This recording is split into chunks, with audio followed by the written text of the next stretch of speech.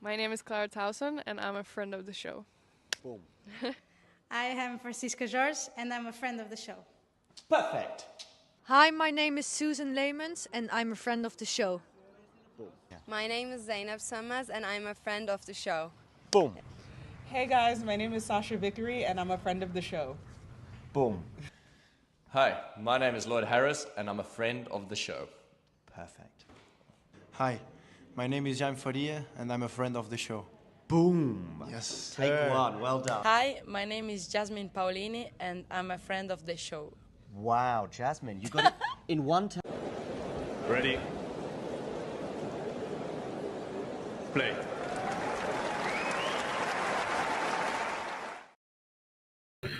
Hey guys, sorry for being like a minute late, but anyway, welcome on a stream where we will be watching Alexander Blockx against Corentin Moutet. Initially, the plan was to go for a match that's a bit later between Miomir Kecmanovic and Alexander Kovacevic. However, that kind of hasn't worked out because I was mostly thinking that Kovacevic and Kecmanovic will avoid clashing with Blockx Moutet.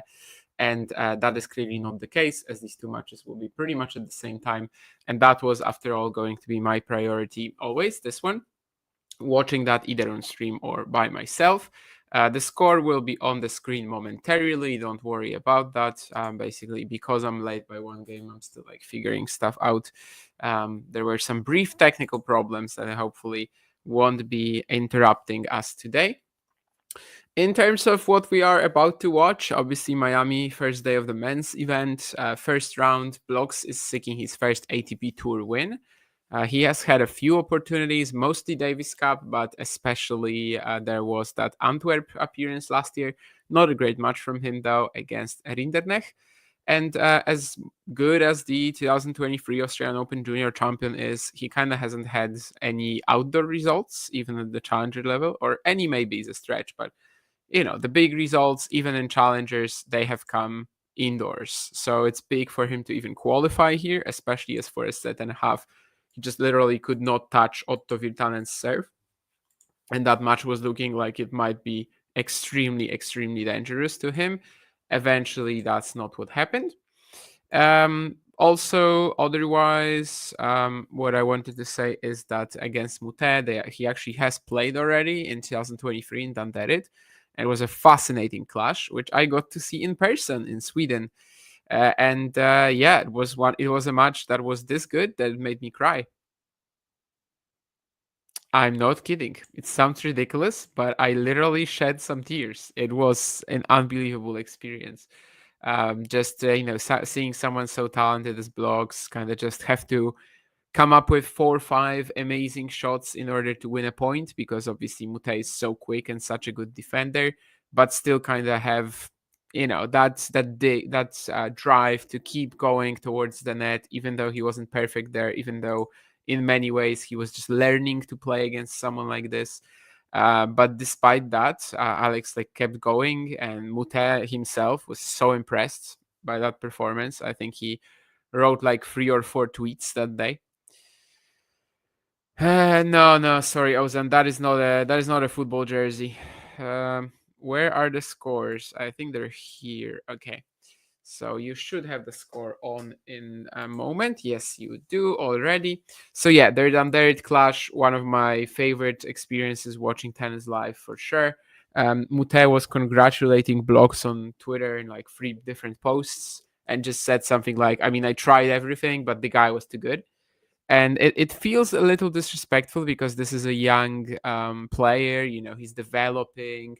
So you kind of might be thinking, okay, so he definitely has played better matches since, right? But actually, I'm not sure.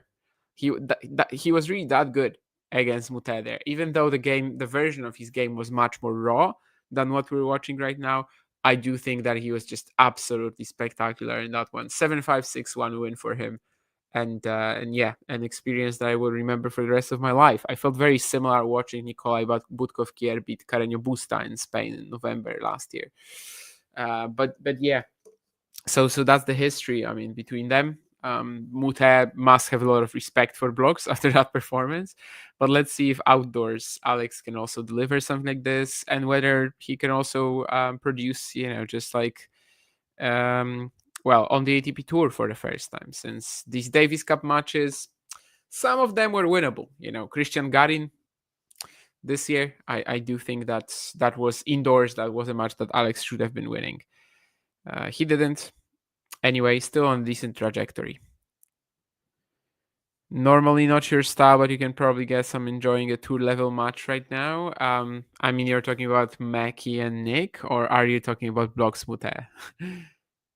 Oh, you're talking about Nick. Okay. Yeah, I honestly am not invested at all in this Kyrgios comeback because it seems clear that he's not fit. So it's like, why bother? But if he's gonna play a big name, maybe I'll tune in. I think thus far from all his matches this year, I only watched him against Giovanni Pecci Pericat.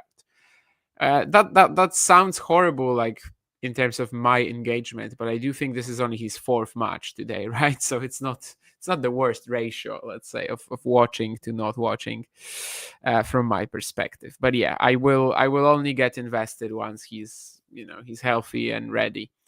Blockx had a breakpoint in the opening game. There was an attack from Moutet, and he tried to squash shot it, but it went so high. He thought he made it on the baseline, but he actually didn't. Of course, we have electronic line calling in Miami, so there's not much you can argue here, really. Anyway, 2-1 now for Moutet after a pretty quick game. Also, it's, as I said, it's not a football jersey. It's actually like this Polish amateur tennis league thing, which I played like 2 or 3 times, and they gave me a shirt for whatever reason. I don't remember if it was like for a good result or if maybe everybody was getting one. But yeah, it's not a football jersey. So obviously, as Keen is mentioning in the chat, this is one of the other matches that's going on right now. Mackenzie McDonald against Nick Kyrgios. We've got Camilo Carabelli as well, I think, just pushing it to the third set against Brandon Holt. Chris O'Connell and Roberto Carvalho Baena on the court now as well. Earlier, we had some big stories in Federico Cina getting a win, of course. Unfortunately, we will not be getting that Medvedev-Djokovic mentor-protege, stuff like that clash, because Hamad lost to Rinki Hijikata. There's a lot of women's action as well going on right now, of course. Victoria Mboko getting a win over Camila Osorio. That was the big story earlier today. Emma Raducanu, I know, crushed her opponent, and I think we had a watch-along for that as well. Plus, we will have Caroline Garcia playing Iga Świątek again, as Caroline has defeated Anna Bondar today. Bolter Stearns, that's a good opener. Oh wow, so Katie is not seeded, I guess, then, right? Yeah, that's pretty incredible. I mean, she must be like very close to that range. Anyway, let's see how Alexander Blockx comes up in this 4th game against Moutet. Former Junior Slam champion, recently won a couple of big indoor challengers, but outdoors he is mostly struggling. This beginning of the year, he had 2 pretty poor performances in Australia. Apparently, he was also sick there, but we didn't know that at the time, and it's tough to know how much of a factor it was. However, I mean, he is looking better in Miami for sure, defeating Otto Virtanen and Terence Atman. Atman also a lefty, like Moutet. That is an insane backhand down the line from Blockx. I mean, it's his worst shot. It's one that really needs to improve if he is to keep making progress. But, well, if he's going to be finding it like this, okay. Well, actually, maybe his return could be the worst shot in his arsenal. But yeah, even though there are such big holes in Blockx's game, I think it's pretty clear the talent is there. And yeah, so far he's developing pretty okay. Would be good for him to get some clay, outdoor hardcourt winnings in now. We'll see if he's able to do that. The thing working in his favor as well is that this time last year, well, a little after Miami, he went to Asia and got injured. So he was out for about 3.5 months. And that's a period of the year where he will be defending no points. So there's a clear path for progress there. We'll see what sort of scheduling he takes on, whether it will be more of trying to look for cheaper hardcourt points elsewhere, or will it be more towards the European clay season? I think both are perfectly viable. He said himself when we talked recently that he has improved a lot physically, which I do agree about as well. And maybe he will actually enjoy the clay this time a little bit more. We're already seeing some of the fun points that Moutet can bring about, but this time it's actually going to be Blockx tracking down the drop shot and then getting that smash, which was reasonably easy.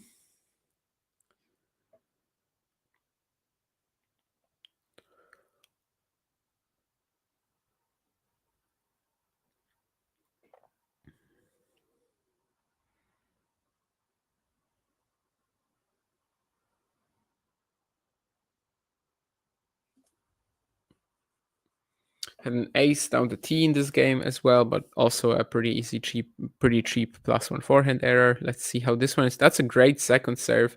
Should be able to put the drive away as well. Yeah, that's actually a very risky second serve, but it worked out perfectly. So 2 games all now after about 15 minutes. Not much we've learned so far. That Danderit clash, obviously at the time, Blockx was on a big winning streak in November 23. He won 225Ks and then was coming from the qualifying there. So it was 13, I think, by the time he played Moutet, but still, of course, the Frenchman was the favorite.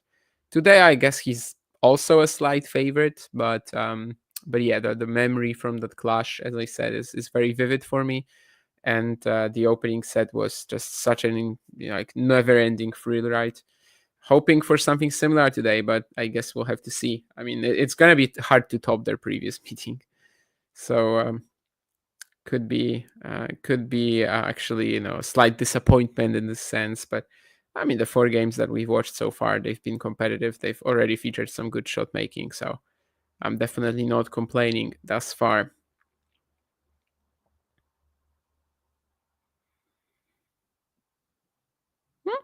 Very decent +1 play from Moutet. Blockx not doing quite enough on that run around return, and Moutet did well to just punish that instantly.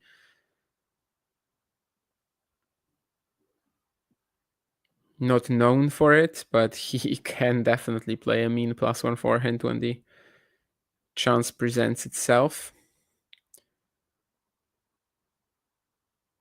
I think last few days, I mean, not last few days, but over the last day, of course, Moutet has also appeared in many news articles as he has expressed support for the lawsuit prepared by the PTPA. Doesn't really impact him on the court, I think, but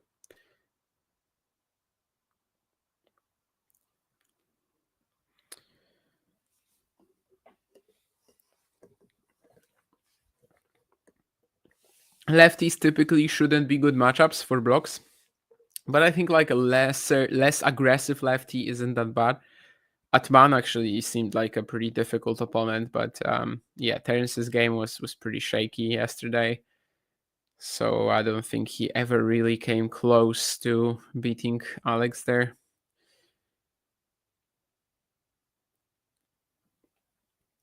Someone like Moutet, though, I mean, there's definitely less of an ability to like trouble the backhand corner.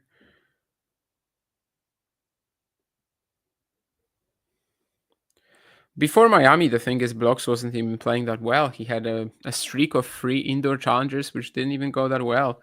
He was losing to like Casson, Paul, Prismic, all players who just keep him in that backhand to backhand rally and yeah, just eventually outlast him. So it's quite big for him to pick up this Miami run, whatever his next plans will be after this. And as I said, he's a bit of a veteran of this event because in 23 already, as the Australian Open champion, he got a wild card, losing to Vatanuki, I think, in 3 sets.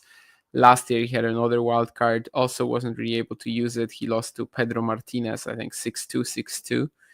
So yeah, I mean, compared to his previous performances, obviously this year is already much, much, much, much better. That's for sure. The new angle of this Bublik Moutet confrontation. I didn't see the new angle. So it was actually something new. Okay.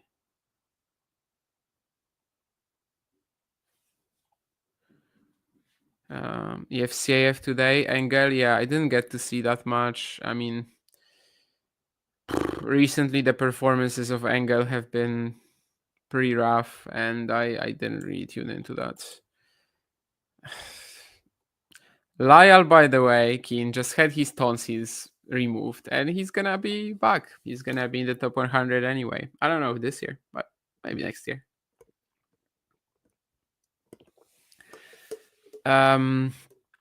It's pretty ridiculous that you still think he's overrated.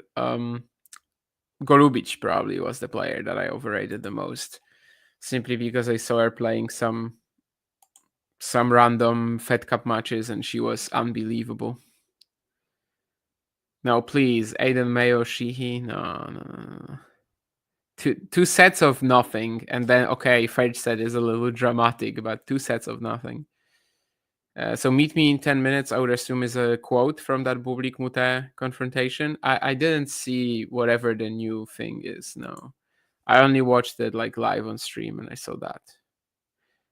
However, I think I know what you mean, because earlier today I saw something on Twitter, but I just kind of like glanced at it and then didn't actually check it. But I was like, oh, okay, that seems like an angle that I hadn't seen before. I think it was like sideways more than of the camera. And Nurlan said, hi, what's up today? Not much. Watching tennis, paid my taxes for the month. Wasn't as horrible as I thought. There was a guy who changed my like energy counter outside the door. So yeah, very busy day.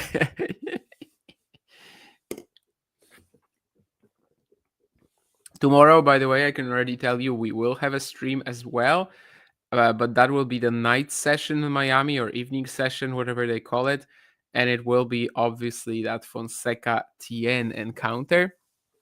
John is very, very pleased. I mean, well, basically he was very convincing in terms of wanting to do this.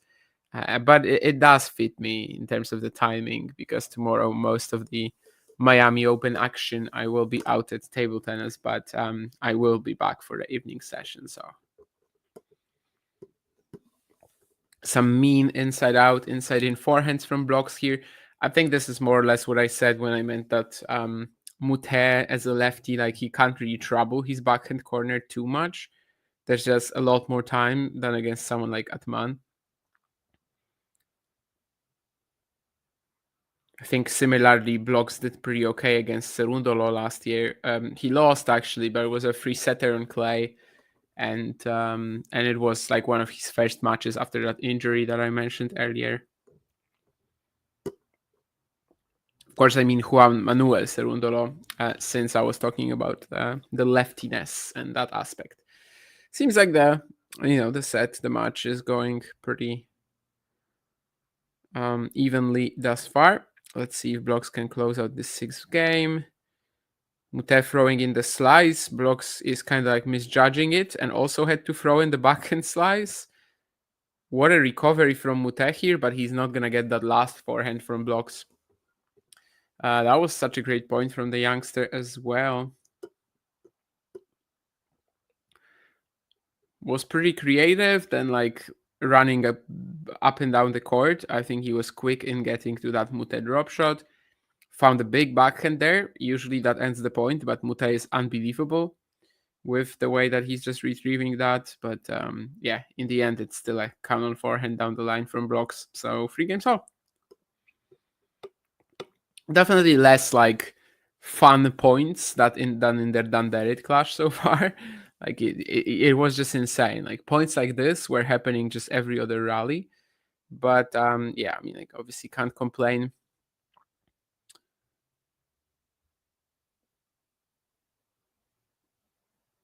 There's a lot of damage that they do as well with their serves compared to that clash, I think, for sure. Blockx has improved his weight of shot. Has Moutet done that? Well, maybe not, but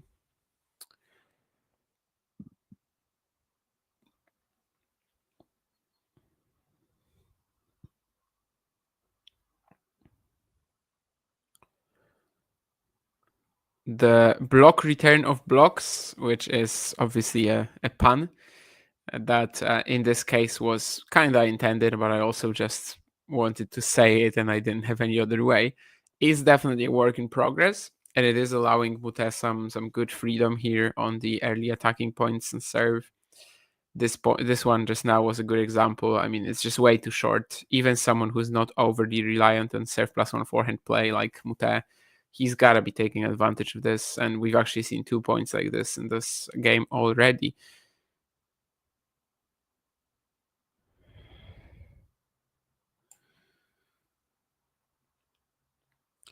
Yeah, Matthew, I understand totally. I mean, even besides my obvious fandom of Hamad, which I'm not even like hiding, the Djokovic Medvedev story, that was something we needed this event, and we're not gonna get it, so that's a disaster.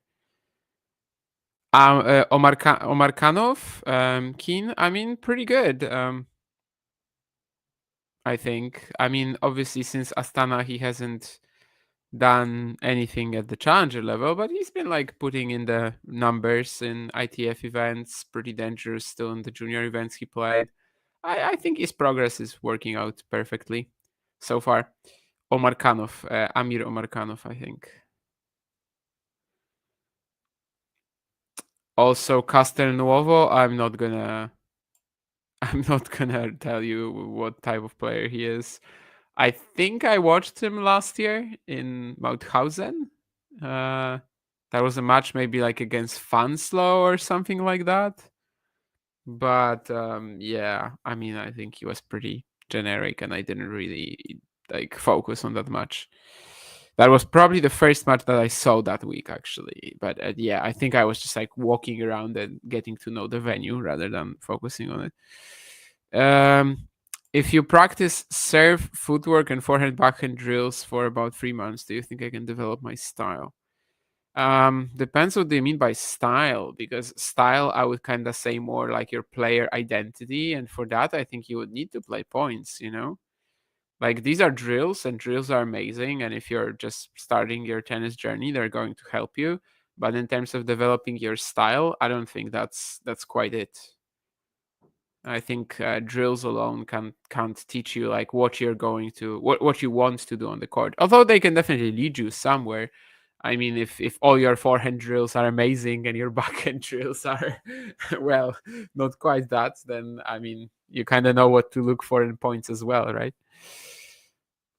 I think Fonseca will not win tomorrow simply because he's not playing. He's been playing non-stop. I mean, somewhat non-stop, I guess. 2 matches Indian Wells, 5 Phoenix.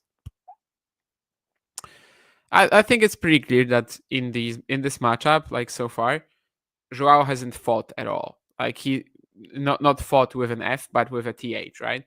I mean, he hasn't really done anything in terms of adjusting himself to what Lerner is throwing at him. He's just blasting the ball, and he's got enough of these like 15-minute, 20-minute amazing spurts where he's gonna win. Even the US Open final in 23 was like that. So if that doesn't happen like frequently enough, yeah, I do think Lerner has a very good shot to win. But it's still like more on Joao's racket. No Lerner puns tomorrow. Yeah, unfortunately. I mean, I don't want to do them. I think they're very much passé. But sometimes they just come up naturally, right? Just like Blockx did for me with the block return. But I think there are still potentially some decent puns with Blockx. Like the new kid on the blocks, or you could start singing I'm still Alex from the blocks or something like that. But no, I think with Lerner they are very much passé. I mean, everybody has used that so much ever since we saw him play for the first time. Great play here from him as well, although the previous game on return, as I said, was pretty horrible, but looks like he will be keeping up with Moutet for now. Some big balling again on the +1 forehand, and he takes advantage of the short ball. Has to come up there quick. Moutet is walking off and talking to the umpire about something. I'm not actually sure what it is about. Let me see, because I think I can have noise here. Yeah, I have the sound on here, but I was looking. I would pay attention to it. Yes. Yes. Okay. ooh, Ooh. So this was about the shot clock. You maybe I don't know how much of this you heard. I heard it pretty well. This was Mohamed Layani, of course, as well in the chair, and basically Moutet said something like, "If it's zero, it's zero." So I think he's referring to the fact that Blockx is just extending the shot clock a little bit, and he said also that when he played him last time, he did the same, and that's of course the only time they played. So the match in Danderit I was referring to. I don't think Moutet was ever complaining to the umpire there in Sweden, but obviously I might be wrong. This was November 23, so my memory from that is a little blurry by now. Even though the experience was so amazing, I guess I just didn't focus on that. But yeah, anyway, 4 games all. So yeah, that was Moutet just complaining about Blockx a little in terms of not being ready that quickly. I did just reference Jennifer Lopez. Well, truthfully, I'm kind of a hater. Like, I really don't understand her popularity, regardless if we're talking about acting or singing. But at least that song is a little iconic. China is from Sicily. Yeah, I have no idea like which players in Italy are from where. To be honest, I mean, obviously I know that Seppi, Sinner are from pretty much almost from. Well, Sinner is even more from Austria, really, but like yeah, from North Italy, some from Rome, I guess. But yeah, I have no idea who's from like Palermo and stuff. So Holt is not winning against Ugo Carabelli anymore, Matthew is saying. Yeah. I'm still early in the third set, so maybe he can still turn it around. Well, Brandon has had an extremely good year so far. I think it's kind of about like whether he deflates at some point or not. You might remember that last year, for example, in by February, by middle of March, we would probably say that 3 players who, well, I wouldn't say let's say 3 players who we weren't expecting were making like the biggest strides towards the top 100, and they were Riedi, Vachereau, and Gibson, and neither of them made it eventually, and all of them have gotten like injured. So, well, hopefully Brandon can avoid something like that, and if he is to make the top 100, just make it there healthy. Because so far this year, obviously, he's gathered so many points already, and I think he's like basically half the way there, just by playing like 2 months. So that's quite insane. But yeah, Ugo Carabelli, even if you don't have weapons off the ground, I mean, you have to treat it as like a winnable matchup, 100%. Yeah, no, Keen, I think this list was doomed. There was absolutely no shot that you were gonna get 100% there. I think like half of them are probably gonna get titles. But also like I don't blame you for that. I don't think you were necessarily wrong with many of these. It's just that there's so much depends on the scheduling. Like for example, Billy Harris is about to make the top 100, and I didn't have him on my list, right, for the top 100 debuts of 25. But you know what my mistake was? Just not thinking that he was going to play the Indian swing and do this well. But at the same time, at the Indian swing, it was like, yeah, he can't lose in the first 2 rounds. So a lot of this is about scheduling too. He would have been playing like, I don't know, qualifying in Delhi Beach, Dallas, and I don't think he would be close to the top 100 right now. So in a way, so like about where players actually show up and what sort of events they play, and we can't fully predict that, right? Like, I don't know, last year, for example, I remember Kukushkin was doing so well in the first few months of the season, and everybody was thinking he goes to Asia, he makes it back to the top 100. No, he stuck around in Europe. He did pretty okay for being Kukushkin on clay, but he still didn't actually return to the top 100, I think, at any point. And that was purely a scheduling error on his part, I think, and that's something we can't really be responsible for, like whether players use these opportunities to play weaker challengers or not. Obviously, this week is a great example of that too. You've got Asuncion and Merida, and on the other hand, you've got Zadar and especially Murcia, which have such insane draws. This is honestly, this is just some amazing backhand hitting from Blockx. The pressure isn't like really on from Moutet, because obviously he's gonna be playing these forehands cross court like a little bit more loop, And yeah, he's stepping in. He's taking them down the line. This is beautiful again. Now it's deuce at 4 games all. Maybe a little out of nowhere, he can get another chance here. Of course, as I mentioned earlier, he had a break point in the opening game of the match. But yeah, that was quickly fended off by Moutet.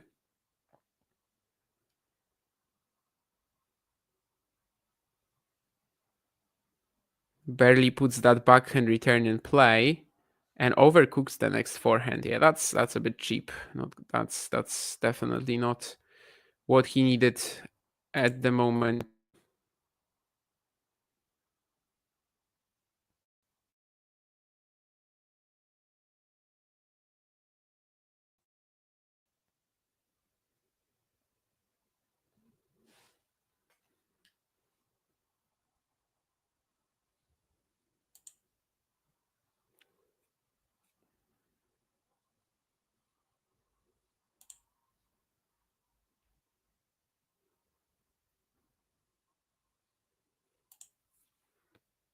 My browser is really not liking me.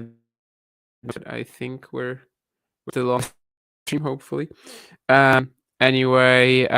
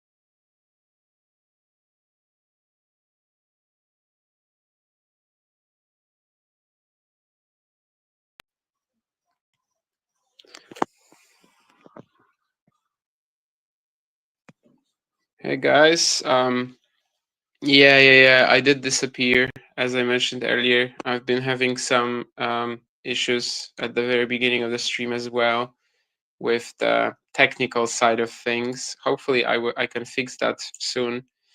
But yeah, basically my browser doesn't like me again. For the moment though, you have me on the phone, and I do also, I'm still watching the match on the stream, so that's okay.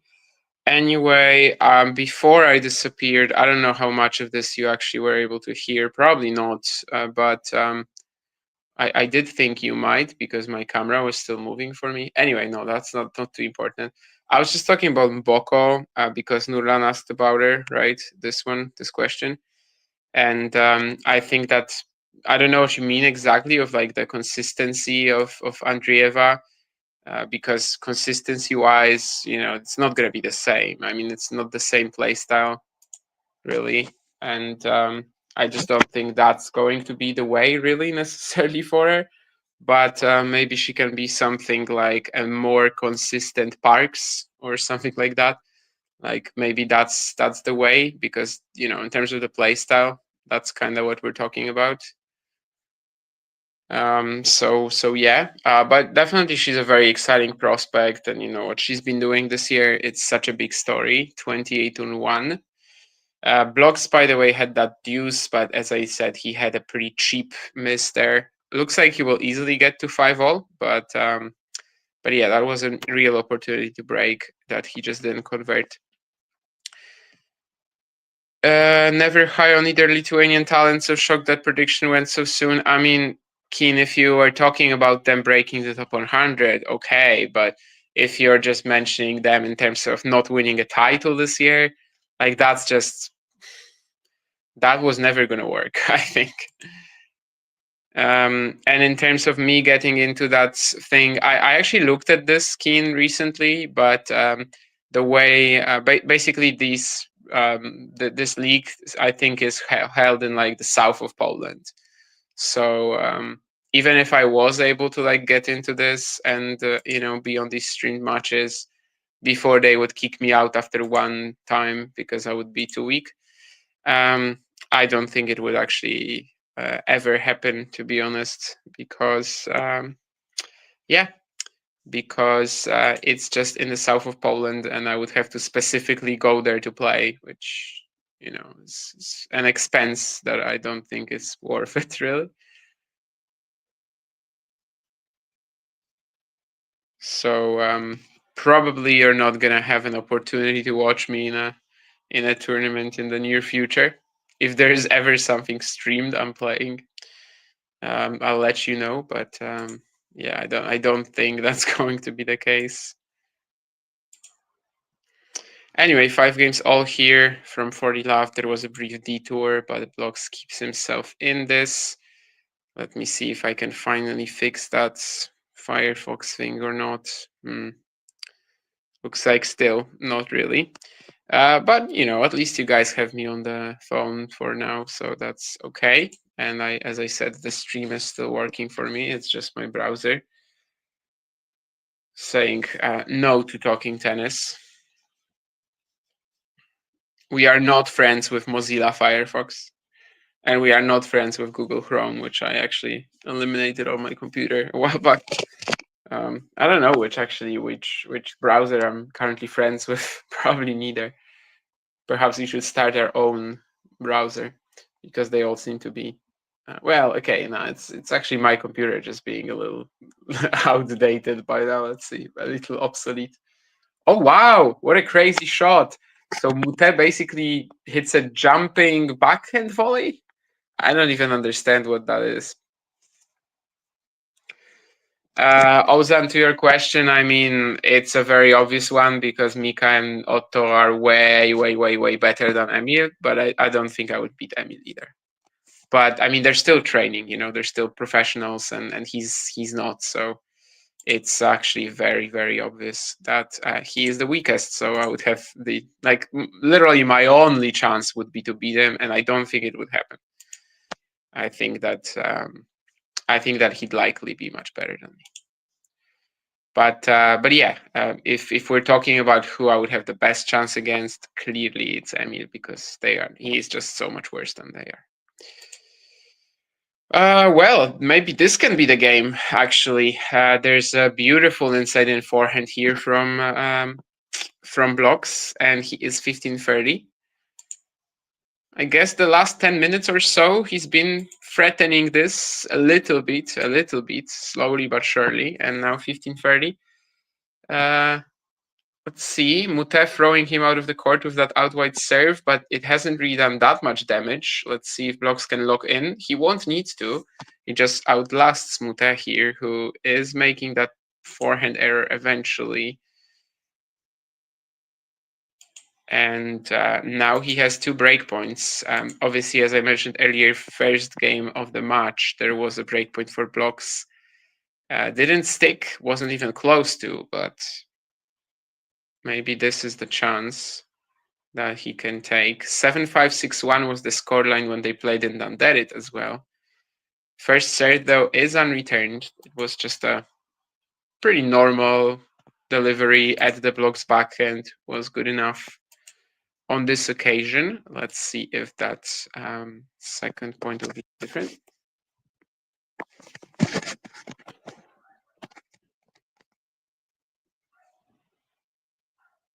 And I think I should be able to add myself soon.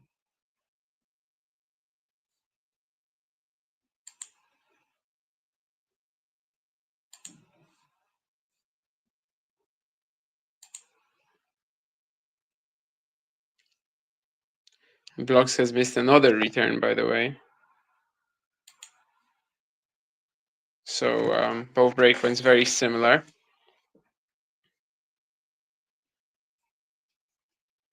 Matthew also watching Kyrgios and McDonald, just like Keen was.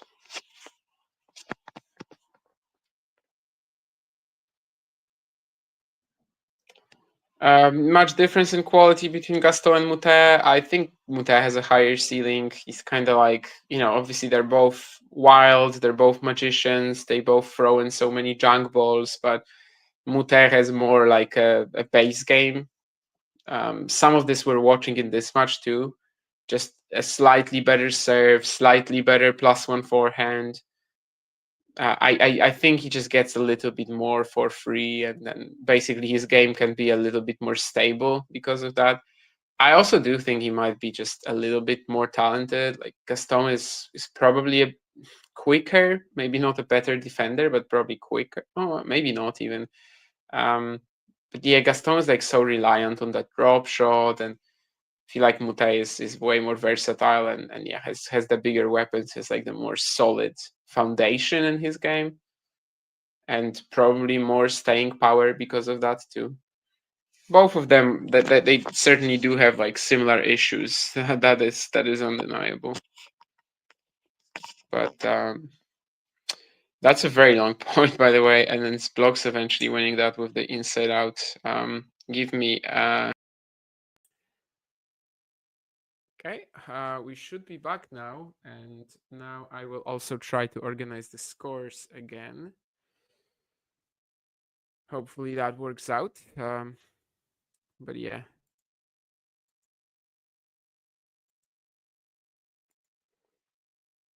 Let's see. This is a slice rally. Moutet doing a bit better at that. He's approaching the net.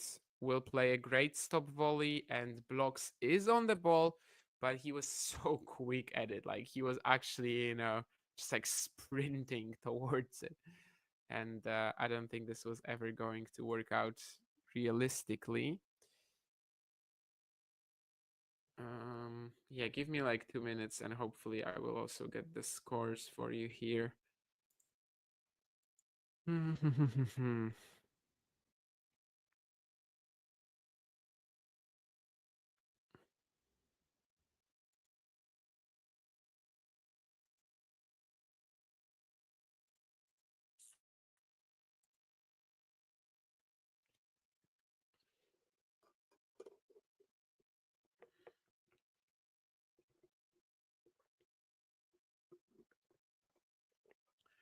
Again, I have to say, when Moutet is just looping that forehand topspin cross court, it doesn't seem like Block's backhand is really impacted that much.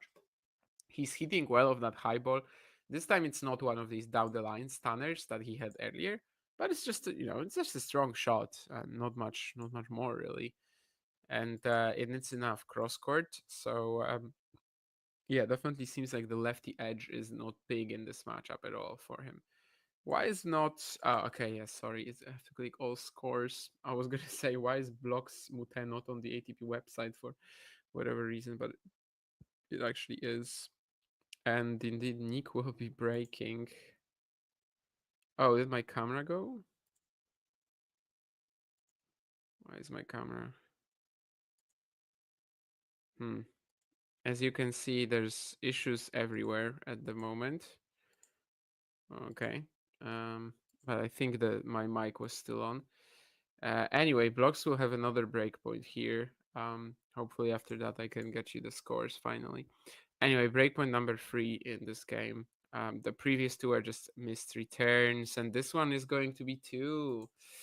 I mean, as weird as it sounds, I don't think he read that Moutet was gonna go out wide, which is, I don't know.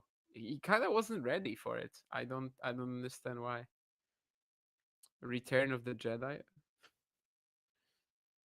Why? Okay, finally I have this on my screen. That's good. At least we have that. Okay. So loopy backhand from Blockx. It's in though.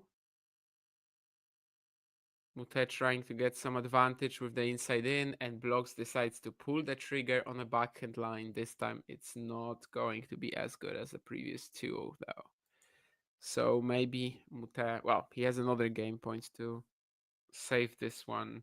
Kind of free set points, right? Considering how the sets have been going, how the set has been going, I think we can easily say that Blockx kind of had free set points.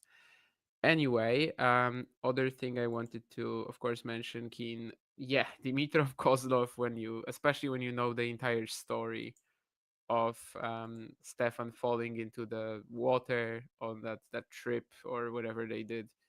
Yeah, it's absolutely incredible, and the show was unbelievable. It was like very early in the morning for me because it was Acapulco, but actually it was one of these matches that like went until whatever local time, right? Like 4 a.m. or 5 a.m. So it was okay to watch in the European time zones. Keen says that Kyrgios is winning this for sure. Well, your status as a massive Nick Kyrgios fan kinda makes me not trust you, but let's see. Anyway, yeah, it's one set all, as I am just showing you on the screen between Mackie and Nick. The other match we were thinking of covering today, Kovacevic Kecmanovic, has started as well. If the scoreline, if maybe they are very close to finishing when Blockx and Moutet do, maybe I will stay on and talk about that too, but we'll see. Not promising anything anyway. O'Connell, Carballes, Baena, it's actually Chris O'Connell losing the opening set. And then, as Matthew said earlier, it looks like Brandon Holt will not be getting out of this one against Camilo Ugo Carabelli.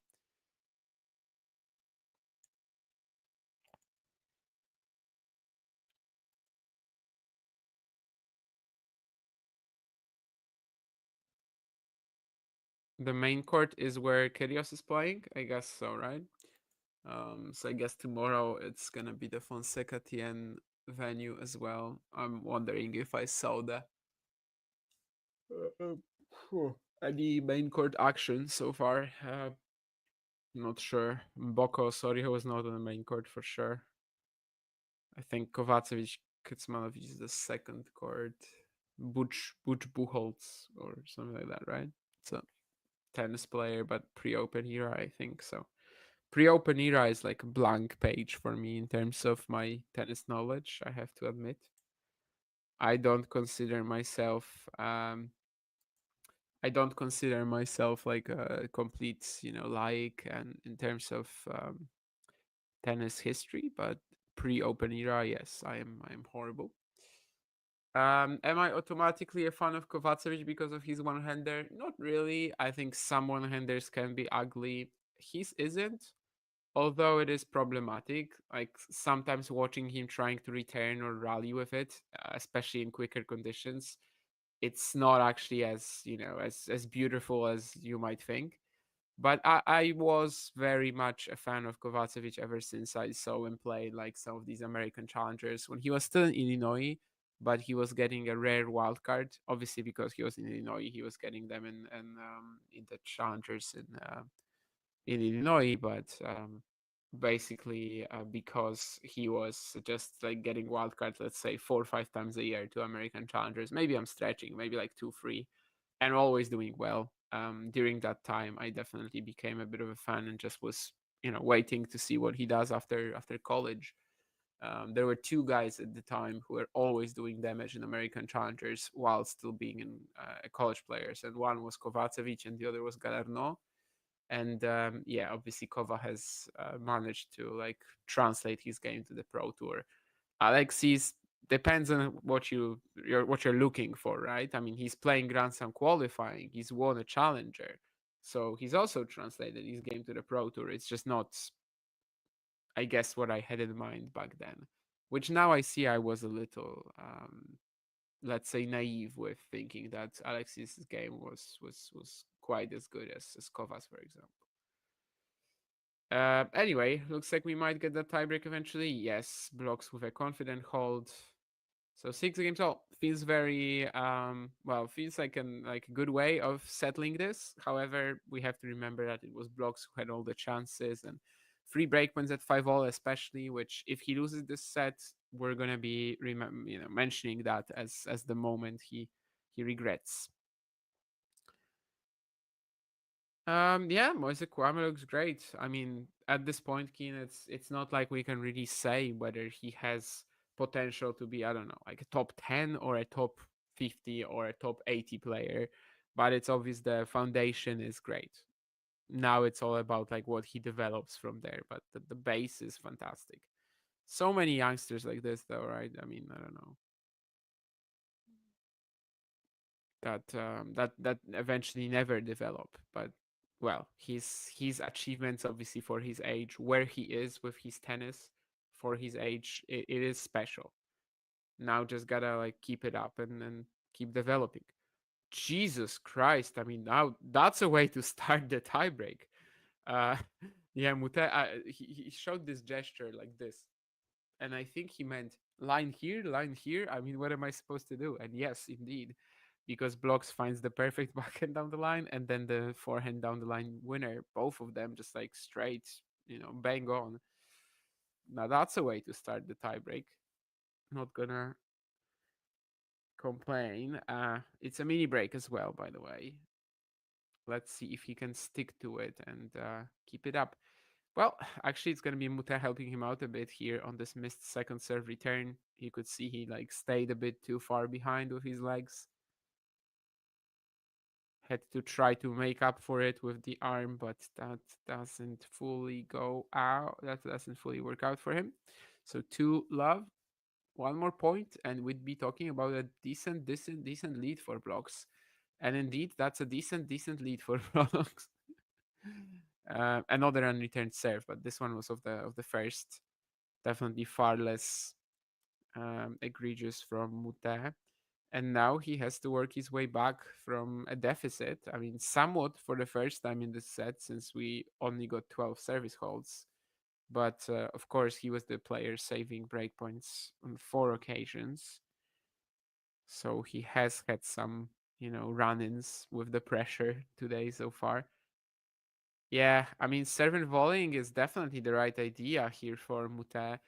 Eventually, he almost made a mess of it, but he still gets the point done. On that side, outside, out wide, to the Blockx backhand.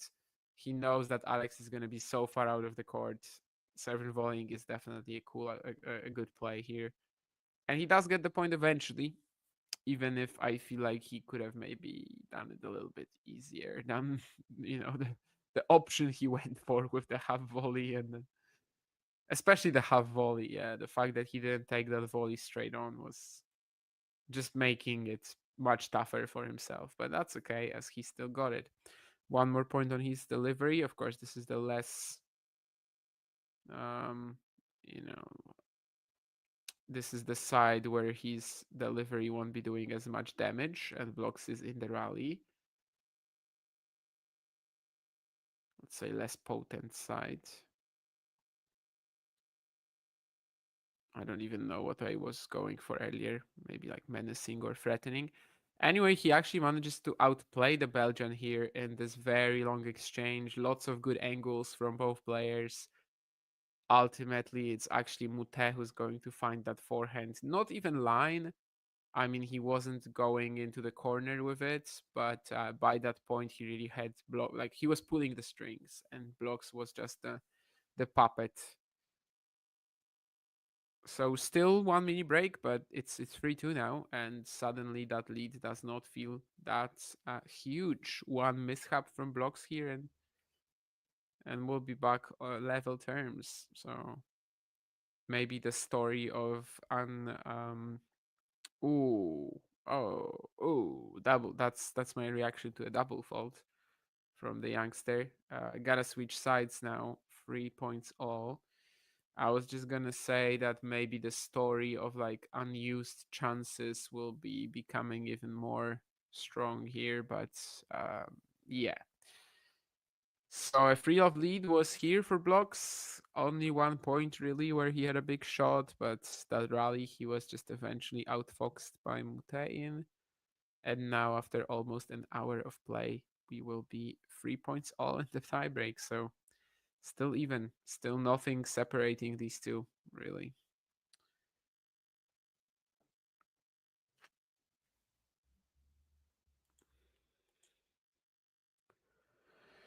What player would I say does not have a good first serve but has a great second serve in comparison? You asked that question a while ago, Keen, and I still don't know. I think it's very hard to find examples.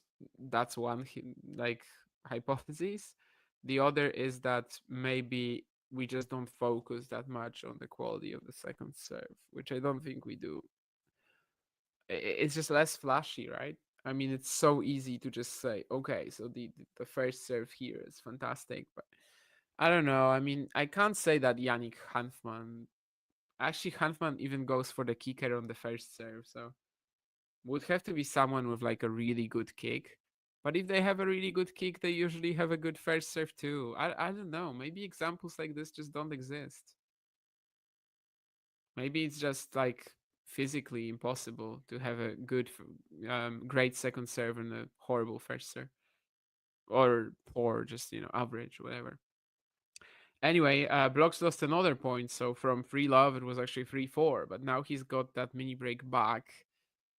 Solid net approach, kept things pretty clean on that final volley. Just didn't get rattled by the fact that Moutet is so quick and probably is gonna get to that, which he did, but he just didn't really have the angle to produce the pass.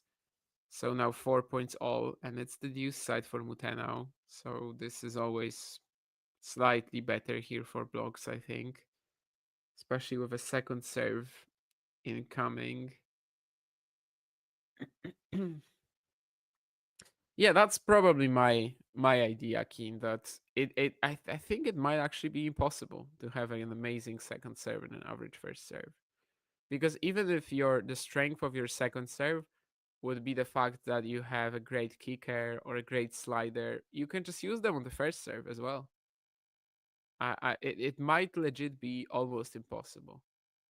And stats won't really tell us that much, even if we looked at them, right? Like who has the best second serve win percentage compared to first serve win percentage, because there's a ton of variance as well in terms of just like everything that goes into it besides the serve itself. By the way, 4-5 Blockx hits an ace out wide. Now that is a massive 3-point to get here.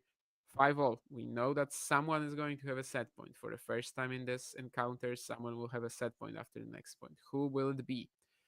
Favorite to get it, Blockx, but maybe not now that Moutet has put the return in play and is making him work for it, and indeed has made him work for it a little bit too much.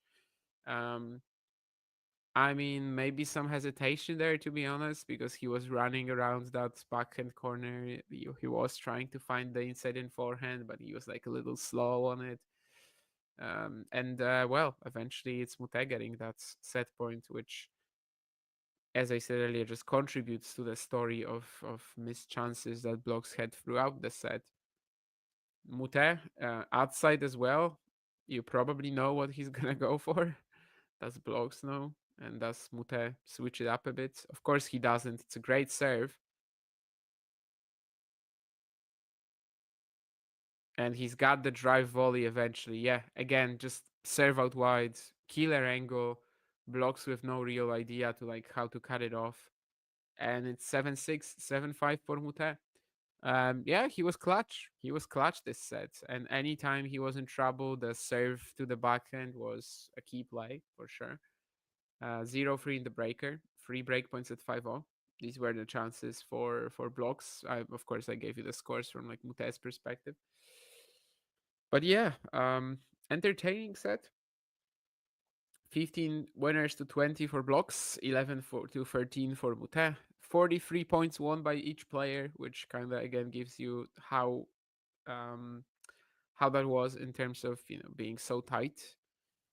Very close of the baseline, 21 to 22, with similar numbers as well in terms of how many points they were actually there. Unreturned serves, a lot more for Blockx. The 3 points were there, but Moutet is getting a lot of good +1 action on the outside for sure as well. 0 out of 4 breakpoints. We touched on that, of course. Much more pace on the ground strokes for Blockx. 25% shots with a slice from Moutet.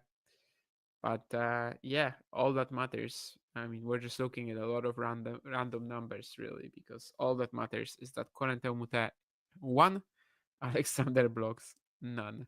That's what we have so far. Grass swing in Australia is underrated. The course looks so nice and cool novelty. Yeah, I would love if Bolt was playing, though, right? I mean, the ultimate grass specialist. Why isn't he there? Hard to call it a huge upset today when we know how good Gakov can be. I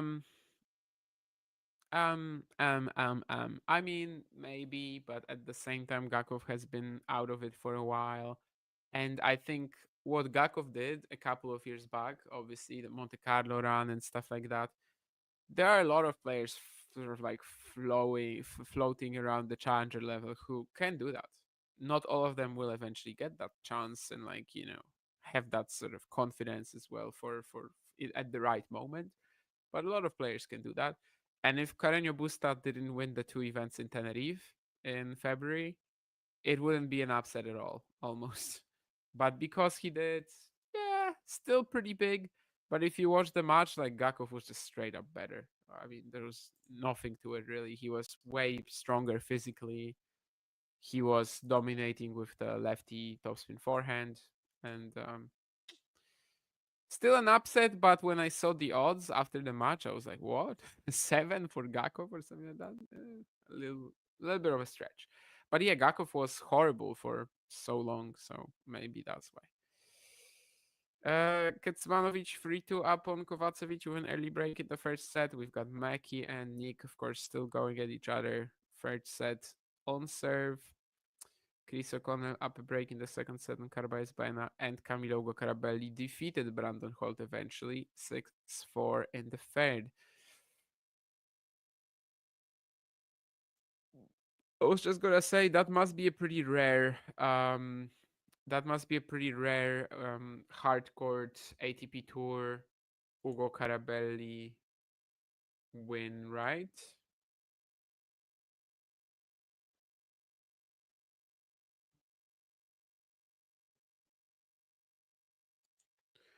You have been informed that Cruz Hewitt is the real deal. Top 100 is a formality. I mean, I certainly have to say that Cruz Hewitt is much, much, much better than I thought. Like last year, when he kind of looked to me like another Leo Borg case. But I think when someone right now is saying that top 100 is a formality, I mean, the guy just doesn't realize that he's kind of barely guessing, basically guessing at this stage. But yeah, I mean, he does actually look way more like a player than I thought. And he also beat Akira Santi. Sorry, not Akira, but he beat Yusu Su recently, right? So just like Akira Santillan. So I think it's obvious that Cruz Hewitt is a fantastic talent since he beat such an amazing player. Yeah, I was just gonna check, which doesn't really matter for the purposes of this stream, but how many hardcourt wins on the main tour does Ugo Carabelli have? And the answer is none. So I was right. That is a very rare win, in fact. In fact, I was probably not right because I was thinking it's a rare win. So like it's his second or third, but no, he's got none. He only played 3 matches, to be fair. Taylor Fritz, US Open, Learn Etienne, Australia, and David Goffin, Washington. I don't think he would have any on grass either. In fact, he hasn't played a grass court match. Yeah, so yeah, big win for him, I suppose. But also, what an opportunity missed by Brandon. Sure, yeah, let's do that, Keen. Why not?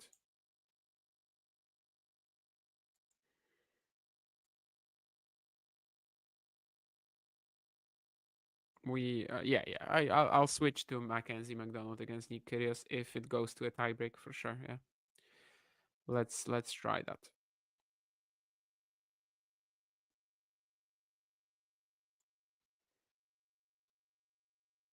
Oh yes, okay. Sorry, yeah, I forgot that I was. This is the screen where I'm showing you the scores. Anyway, let's see as they are back from the toilet break. 15 blocks now. Moutet is once again talking to Layani, but I don't think I'm gonna.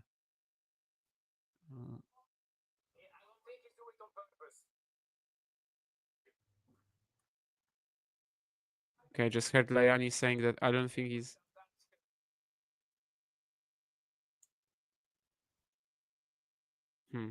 Not sure if that was related to Blockx then or somebody from the crowd. Maybe I can rewind, but I mean, it's not that important. Especially as right now the game actually seems to be more crucial, considering Blockx just missed that narrow forehand inside out angle.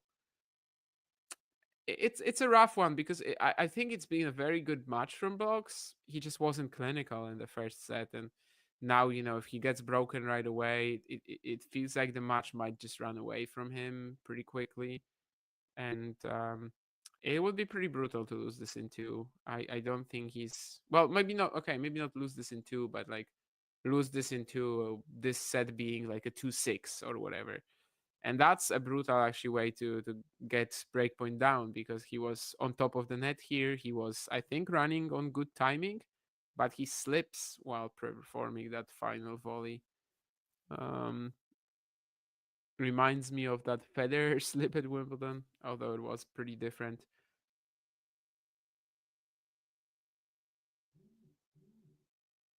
Of course, the Federer slip actually could mean two things, even if I say at Wimbledon, right? Because there's the Raonic one at 2016, and also the Hurkacz one. I meant the final match of his career, yeah, singles match at least. And that was the second set breaker, and against Raonic, I don't remember the score, but I think you know what I mean. But yeah, this was more similar to that. And now Blockx is once more trying to pull the trigger on the backhand line and gets it into the net. Gaston, by the way, who was referenced earlier in the chat, is watching this match in the Corentin Moutet box. And yeah, that's the set and a break lead for Moutet. This is the first break we've seen this match. And well, let's see how Blockx handles this, because it's clear that in the opening set he was the one who had more chances, did not convert. And now there's a lot of pressure that is kind of like mounting up.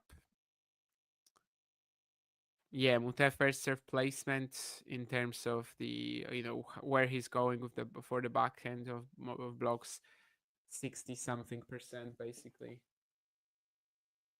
And of course for good reasons, right? I mean, it's especially on the outside, it's the winning play.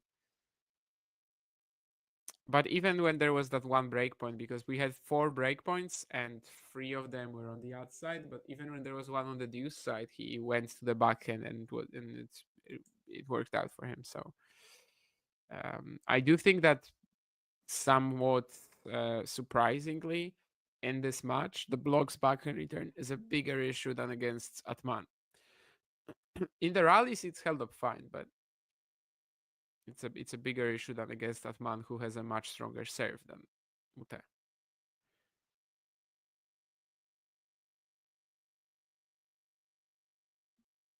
Moutet trying to throw in this volley here, which volley drop shot here, which was a little kamikaze.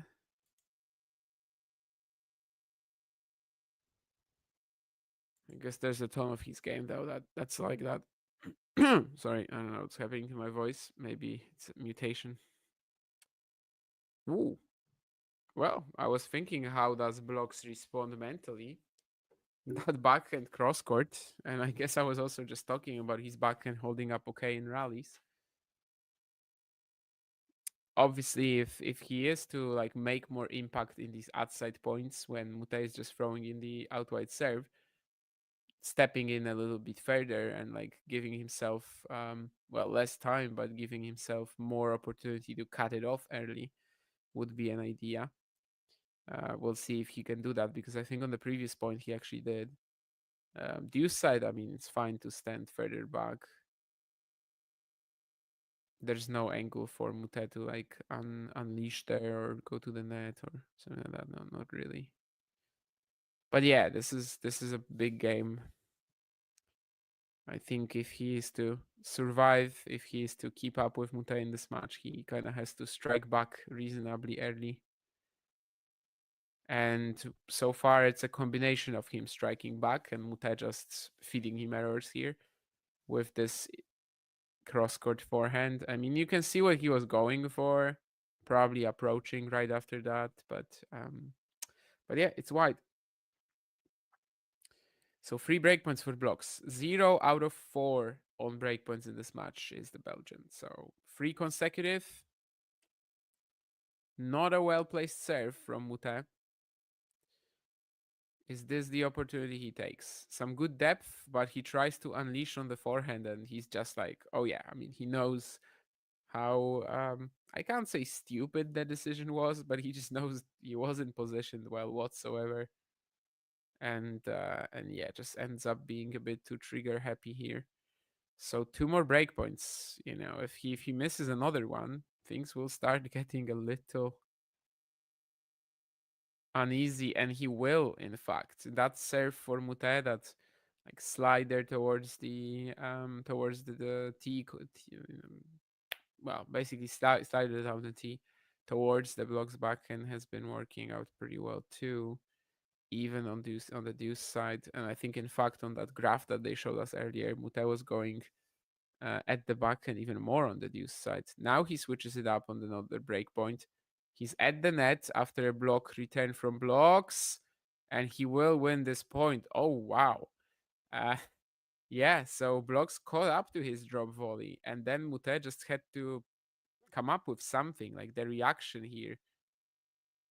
I think that was actually pretty tough. I'm not sure he had that much control. It was like a spin shot, you know? He like did a 360 while playing this backhand volley.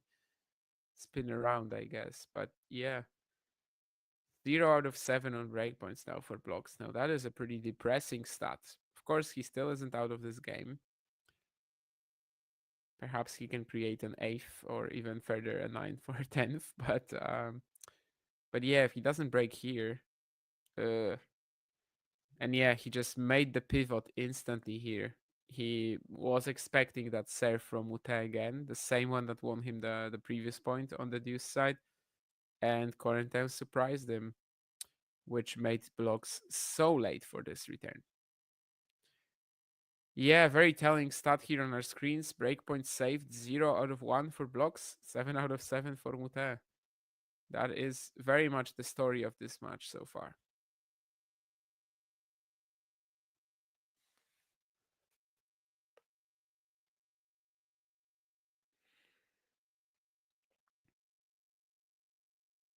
Is the game over now? Moutet going at the middle now. The body of Blockx. We have a rally on our hands.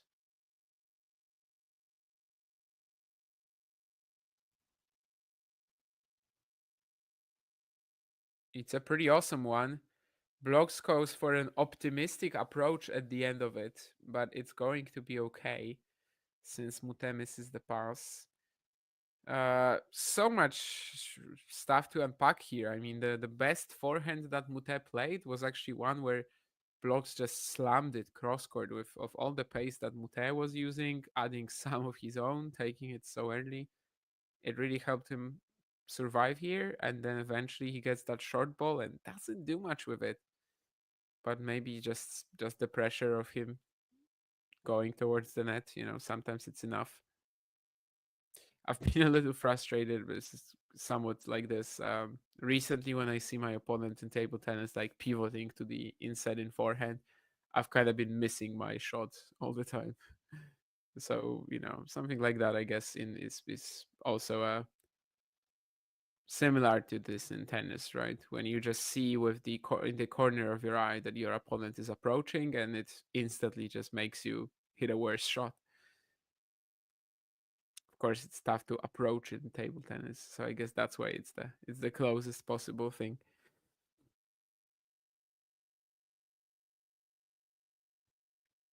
Yeah, that's a smash into the net for Blockx. Should have been another breakpoint for him, really, but it's not.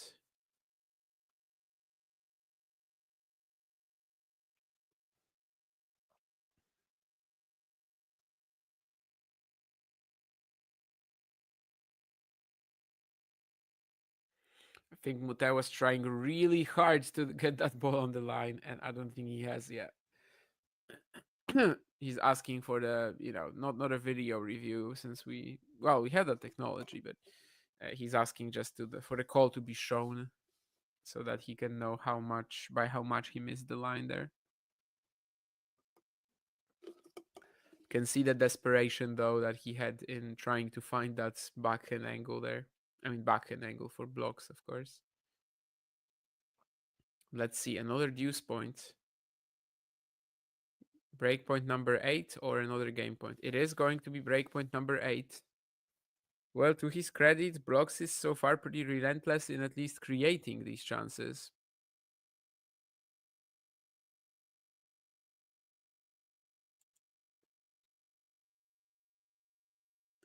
Keen, Monaco is not a region. Monaco is a country. Do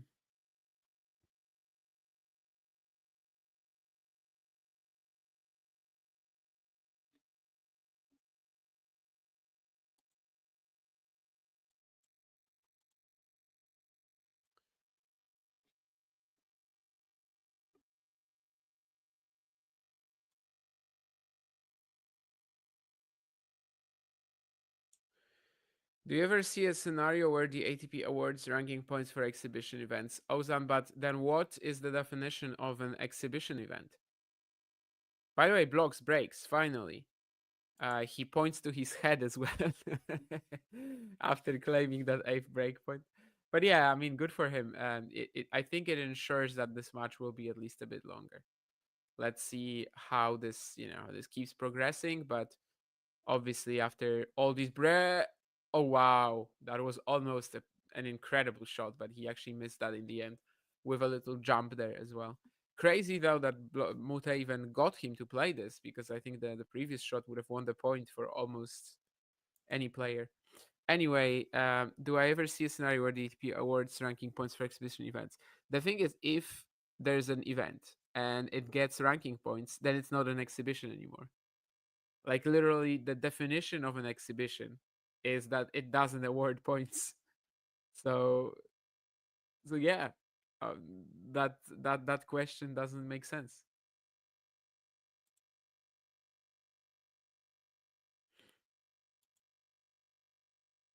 I mean, Keen, even in terms of FIFA, I don't know what the status of Monaco there is, but FIFA doesn't have country teams. FIFA has national teams. So we're talking about nations, not countries. And that's also I mean, that's kind of the same in Davis Cup, right? You don't have to be a country to have a Davis Cup team. You have to be a nation. And Great Britain just chooses to compete together, no?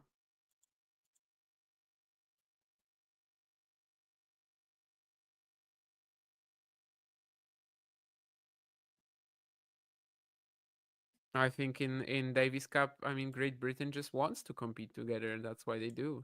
If they wanted to compete separately, England, Scotland, Wales, I mean, I think they would be able to, but it's just not in anyone's interest. Okay, so this was a paragraph in the PTPA lawsuit that okay, they cry in the lawsuit that top players couldn't play an EXO in Madison Square Garden just because top players failed to make it to the second week of the US Open.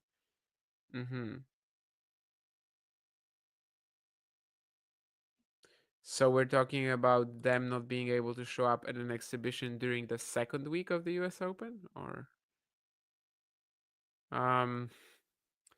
yeah, I honestly, the whole case, I probably shouldn't talk about it. That's kind of my yeah, I probably shouldn't talk about it.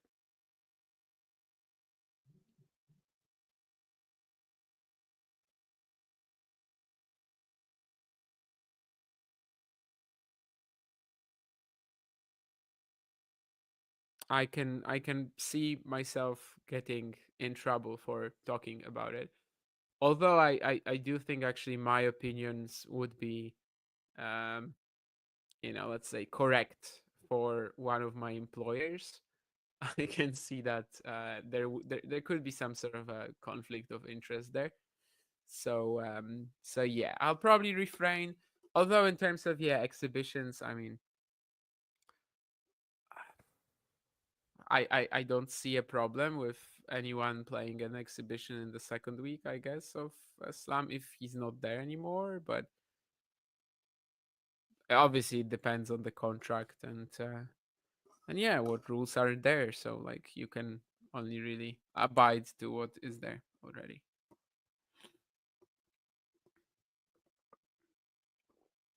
Yeah, because slams are mandatory and you can't play another event, but you also can't organize an X. So interesting. For example, in darts, there's a rule that basically if you're a PDC tour card holder and there's 128 of them every single year, you cannot compete in like other streamed events.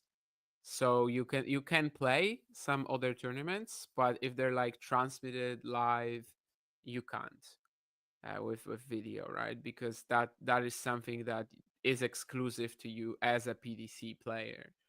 I don't know how this works really with the ATP or not really like signing a contract when you start playing. I think like you do in darts, really. So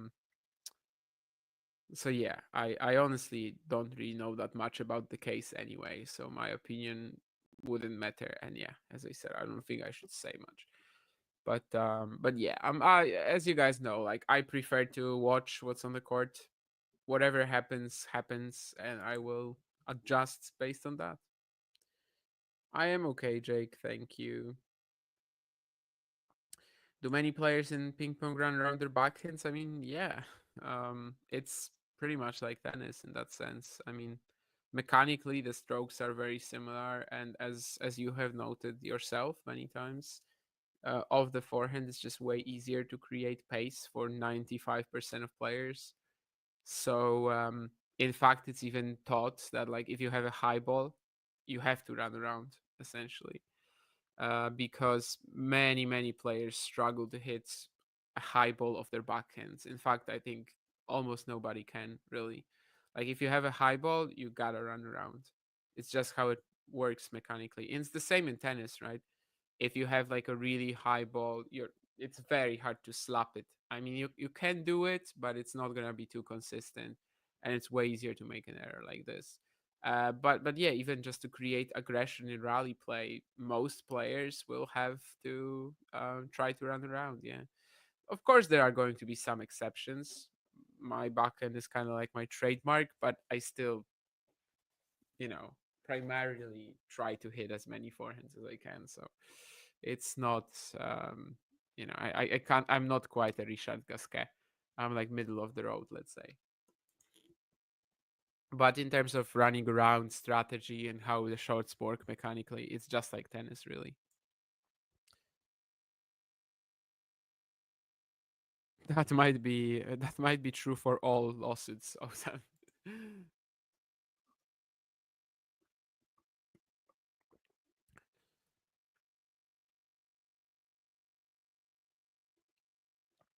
Yeah. In the meantime, Blockx held. It was a bit of a tricky game, but he is there. I saw that earlier. Keen mentioned that Nick broke. Let's see what the score is there. Okay, so he's serving for the match, and Kecmanovic is serving for the opening set against Kovacevic. In the meantime, O'Connell, Carbaez-Bena as well. These are the matches right now in terms of the men's side.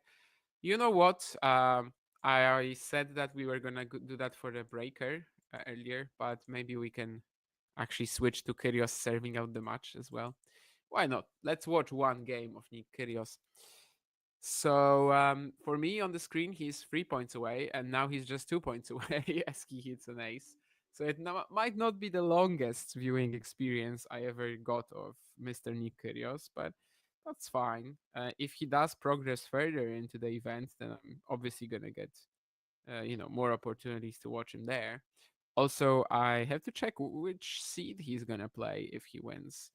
I know that China is playing Dimitrov. Hijikata is playing Djokovic because Hamad was supposed to, and like that's kind of where my knowledge ends in terms of that deep study of the Miami draw, which is wild because I had a stream of like an hour and 20 minutes about it. So yeah, let's see where Nick is in the draw, as he has 3 match points on my screen. And basically hasn't been... Ooh, Hachanov, yeah, I remember that. So Hachanov used to be a horrible matchup for him. Maybe right now he can kind of just like play him a bit more loose and win. But I think, yeah, Karen, because he has that strong serve and also is so consistent and hits with big pace of both wings, but at the same time is steady.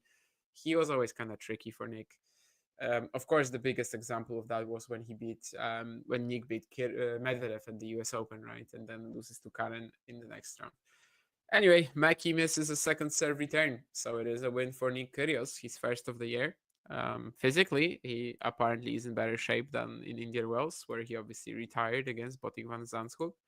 And let's see what sort of damage he can do to Mr. Karen Khachanov.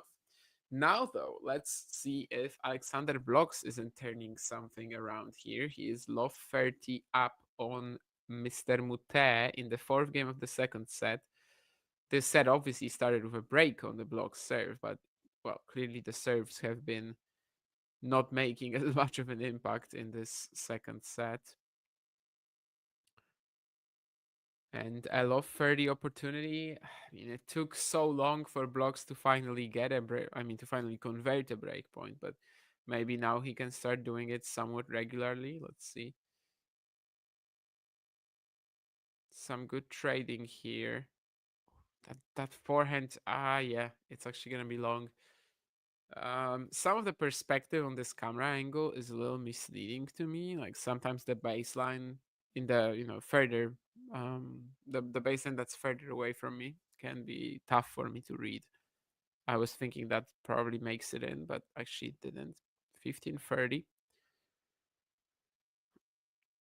Block's gotta try to like start making the most of his opportunities and don't need 8 more breakpoints to break again, basically. But yeah, a good start, of course, would be this point and setting up 2 breakpoints. Let's see.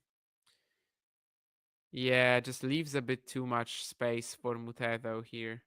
Again, it's that serve out wide from the Frenchman.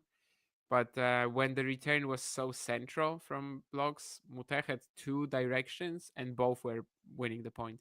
I thought he was just going to play into the open space because, like, why not? The whole, like, forehand side of the court was open for Blockx. Moutet actually chose to wrong foot him, but clearly both plays were just winning. Simply after this return, there was no coming back for Blockx, considering he was nowhere near the middle of the court. So 30 all now.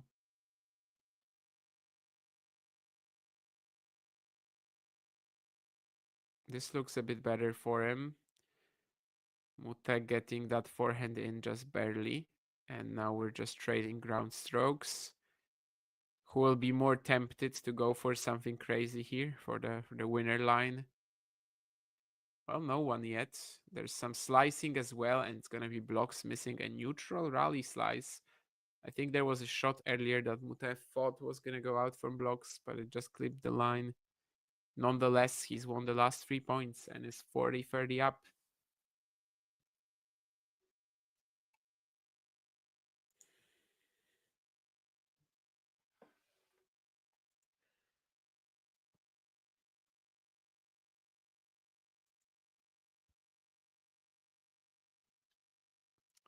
As I said, Blockx has to start trying to be like more clinical about his opportunities, and so far it's not really like that. Oh, sorry, I left it on Kovacevic, Kecmanovic. No, maybe that's because Nick and Mackie disappeared of the scoring system there. Anyway, 40-30 Moutet. Block return this time quite tricky from Alex, but ooh. This is dangerous, by the way. I don't like that at all. I mean, anyway, the block return was super short, and Moutet goes to the net, has to, basically. Blocks, I don't know what he was trying to do. Pass, lob, it was very weak. But anyway, Moutet gets that forehand volley, and he just puts it into the net. And when the ball, just jumps back to him, he smashes it into oblivion, and like there's zero control. If the ball lands in Mohamed Layani's face, he gets defaulted. If the ball lands in anyone's face, he gets defaulted. I think in this case, because it all happened so quick, I think he literally had zero control over this. That's a very telegraphed drop shot from Blockx on deuce, though. Of course, he got a warning for that, Moutet. Yeah, just pretty careless. But yeah, that was such a telegraphed drop shot from Moutet. Blockx was basically just like standing there in place, not setting up for the next shot with his feet at all for like 5 seconds. So yeah, if your opponent is doing that, they're gonna be playing a drop shot, guys. When I'm playing tennis with my dad, he's always like, "How did you know I was gonna play a drop shot? Why were you already running?" But you know, he's just like telegraphing it so much. Also, there's like a certain, that's not something that applies to professional players, of course. But basically, again, when there's a short ball of the backhand, which we just kind of talked about, I basically know he's gonna play a drop shot because there's no other solution to a ball like this for him, which I think for some professionals even might be the case. Anyway, that's a drop shot from Moutet that goes wayward. So many longer games at the start of this second set. Let's see who emerges in this struggle. Obviously, this match might also be pretty long if we get a free setter. First set, I think, was definitely over an hour. And now the second one is bringing up a lot of tight moments, games, deuces as well. Breakpoint Blockx or game point Moutet? Let's see. Blockx is a little enthusiastic right now. Hitting that forehand on the run, the last shot, I think he had a lot of time to potentially just recover. I don't think he needed to do this. But well. I think that's also something about his game that can improve a bit. That when like the pressure is high, not necessarily in like the score or even the pace coming at you, but just when he's like out of position like this or when he is rushed, I think Blockx is very tempted to just like smash the ball and try to get out of it like that instead of maybe keeping himself in the point, giving the opponent a chance to miss or just trying to reset. That was also the case in that Puy match in Lille, which was amazing. Definitely one of my favorite matches so far of the season. But yeah, it was clear that the way that Puy is rushing him was just like completely bothering Blockx, and his idea was to just be even quicker. And in a way, that was also the case here when he was like so out of position, but he's not willing to reset. He's just, okay, yeah, I'm just gonna sprint into that forehand, which was never really gonna work. So yeah, Moutet eventually gets that game. It's more unused chances for Blockx.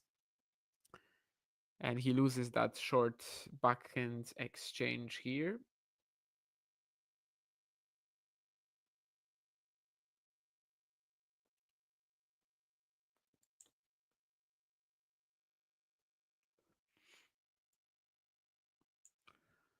Yeah, Conor Carbaez Baena into the third set. Kovacevic did lose the first set against Kecmanovic. Kovacevic, of course, was the other Challenger 175 champion alongside I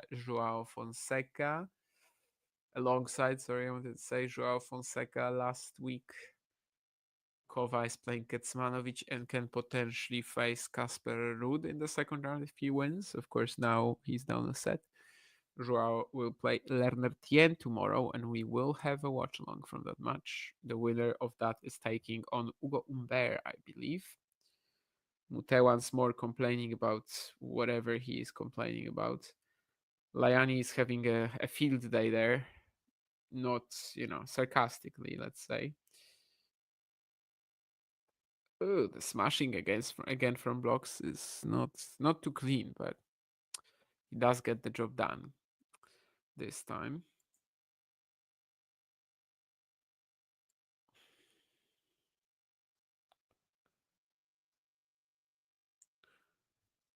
Please tell us we'll do at least one live watch along of the Newport Challenger on grass. Yeah, we could. We'll see. I think we've done some watch-alongs from challengers. Not too often, but we've done some. I definitely don't want to do like finals, but something midweek. Porque no? It would be great if we could see the stream, but yeah, Joao, yeah, I'm aware. BD has done tremendously well in the Indian swing to basically like force himself into it. Even if he doesn't get it in Miami, April, May, I think he's definitely gonna have it. And then he's also gonna be promptly removed from the top 100 when his grass points drop, right? But yeah, I mean, good for him. Definitely quite an effort, and a player that a few years back nobody would have predicted would go that far. If I had to move to another country, where would I live? I was actually thinking about this recently, and I think I would still want to live in Europe. I'm just very used to European, I don't know, like way of living, and I do think that there's a bit of a generalized feel to Europe at the moment, where basically wherever you go, especially the European Union, it's kind of all the same, and I don't actually dislike that. I think in terms of just like traveling, it's clear that the countries, especially on other continents, they just have a completely different style of living. And I think I am more of a, I like some parts of my existence to be similar. I don't like change all that much. So I think it would have to be Europe. And in terms of where, um, hmm, yeah, obviously I was in Spain in November and I was kind of impressed with the weather in November. So maybe if for weather reasons, I would probably go Spain or Portugal. In terms of me kind of like having stuff that I want to do, I don't know. For tennis, I guess it's okay to live anywhere in Europe, really. I mean, the flights are pretty okay. For like mountains, I would rather live closer to the mountains than I do to the sea. And I have about 15 minutes to the sea and like 700-kilometer drive to the mountains. So maybe like Slovakia or Czechia, that would be fine too. Probably not more eastern than Poland. I don't think so. Yeah, nothing more eastern than Poland.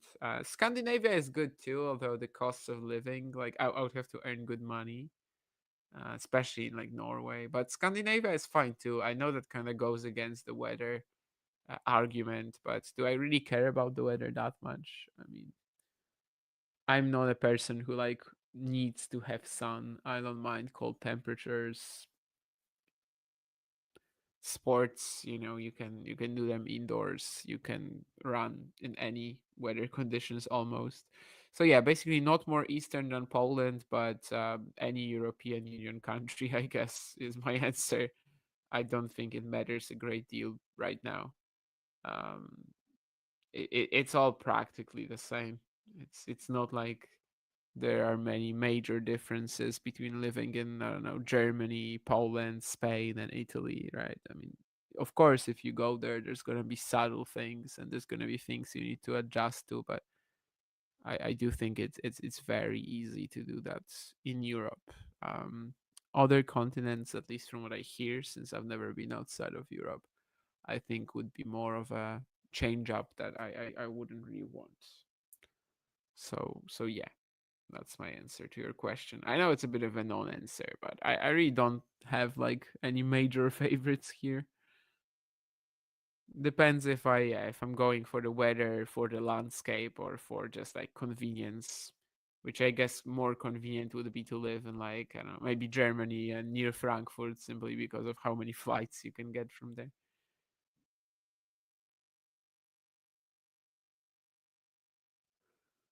That's a pretty good backhand pass from Blockx, definitely. Still 30-15 for Moutet.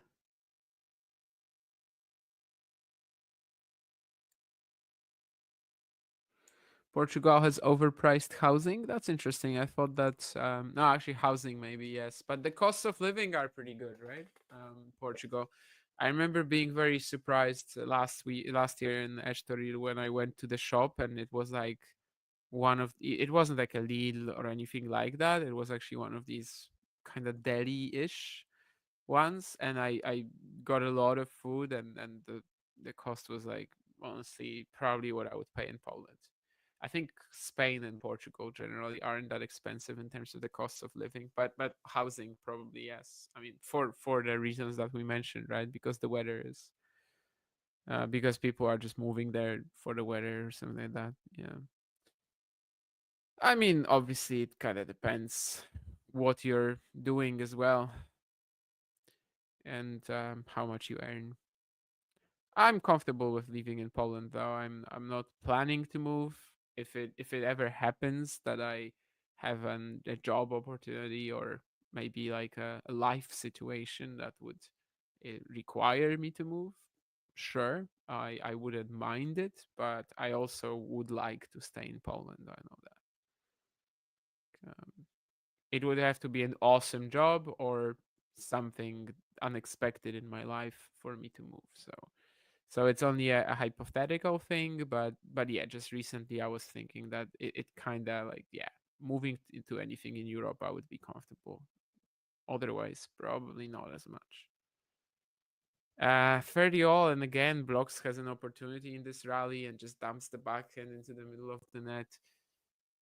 Yeah, I know I said earlier that like losing this in two for Blockx wouldn't be that brutal, but the longer I watch this match, it kind of would be. 1 hour 46 on the clock, and we're like a set and a half into this. I wonder how he's. Well, actually, I don't know. It's not that physical match, right? I think he should be fine, even if it goes super long. But yeah, of course, Moutet being involved in such a long match, it kind of instantly makes you think of Shang last year, the clash in Madrid. And well, it's another amazing. Well, I don't know if amazing, but just a very routine out wide serve to the backhand on the outside, +1 forehand play for Moutet. And that maybe also is an example to that question that was there earlier from Keen about Gaston and Moutet. Like that's the kind of things that I don't think Gaston can do, or at least not as effectively as Moutet. And it's a big difference. I do think it's a big deal. Of course, neither has been like particularly steady at the top of the sport yet, but I do think Muta has a stronger shot. Still pretty brutal that when he was playing so well in 2022, he got injured and then, of course, had that struggle with the one-handed backhand for a while. But you know, he's fine now. So.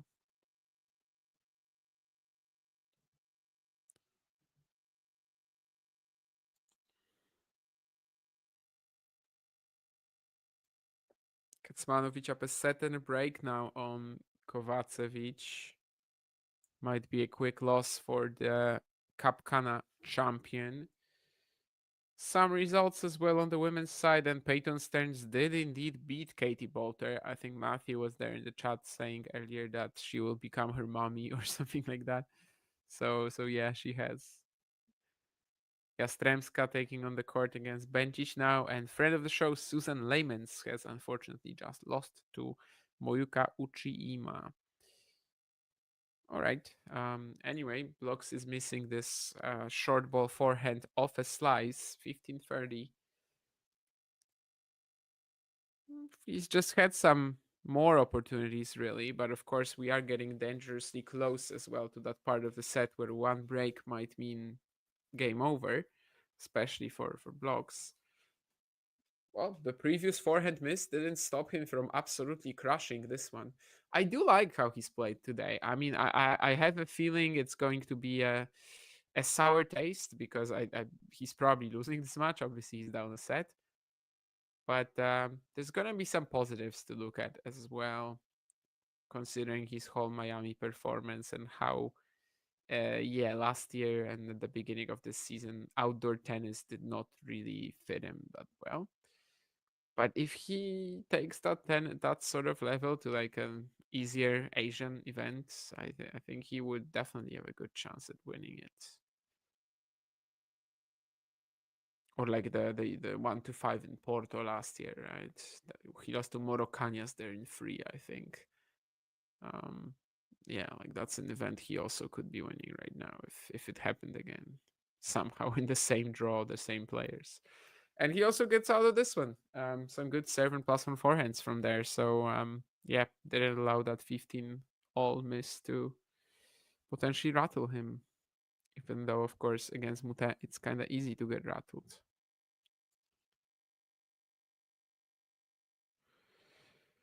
Look at the cost of housing in Dublin. Yeah, I can imagine that. I didn't mention Great Britain at all in my whole essay earlier. I think somewhat specifically, I just, you know, if I was earning enough, why not? But again, it depends on the standards that I can afford as well, right? Vespa, no, Ozan, that's never happening, by the way. Sorry to ruin your theory.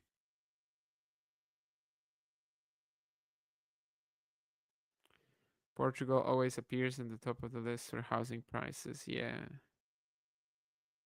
Yeah, exactly. Housing expensive, but the costs of like food and stuff, just everyday life is pretty okay. So I guess housing is the one.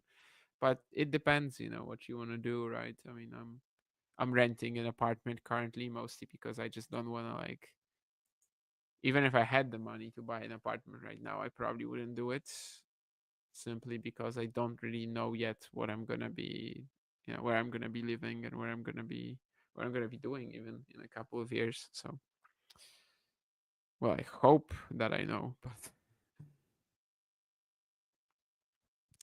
yeah, coffee is not happening either. I mean, maybe she would move with me.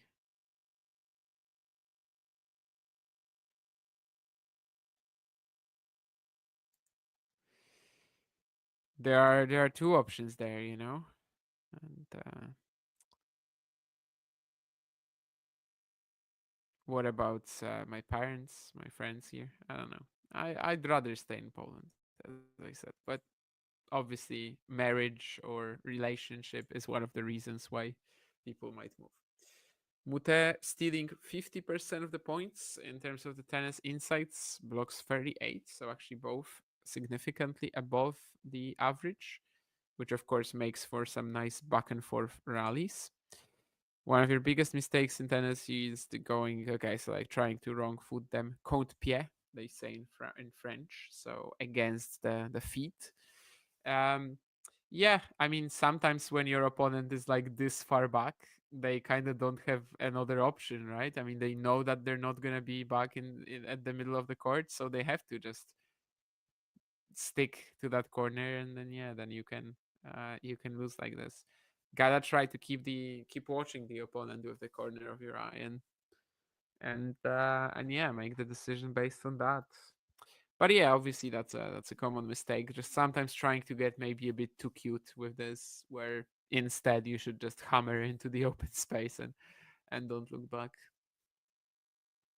What I really like is the drop shot in that situation, but like not into the open space, but like you're saying. So when the opponent is desperately trying to return to the middle, and you just throw in the drop shot in the same, you know, in that direction which you mentioned, so behind them. That's usually a killer because they would have to do like an entire S pattern on the ground. You know, they would have to basically run here and then here, and instead of going directly. But of course, I mean, it's a situation where like you're already way ahead in the point, right? If in the scenario we're talking, so there's a few ways of winning it.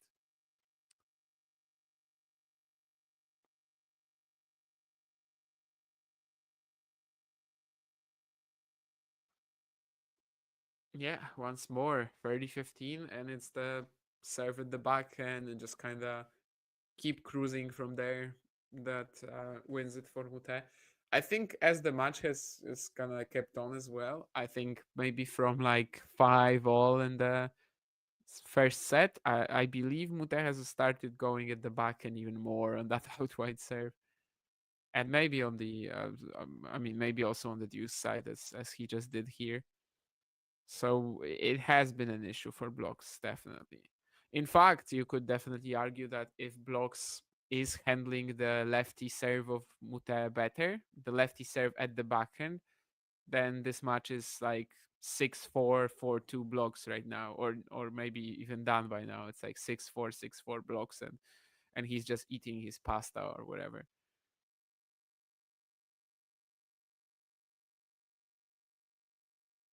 Talking to the one Belgian journalist who's in Miami. I don't know. I don't know if there's actually any Belgian journalist in Miami. That was just me coming up with something. Moutet is on the floor, but don't worry, it's not going to be any sort of injury.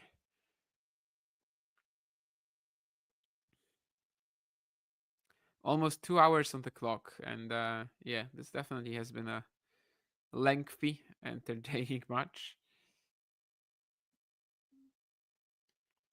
I was not fully expecting it to be this long, but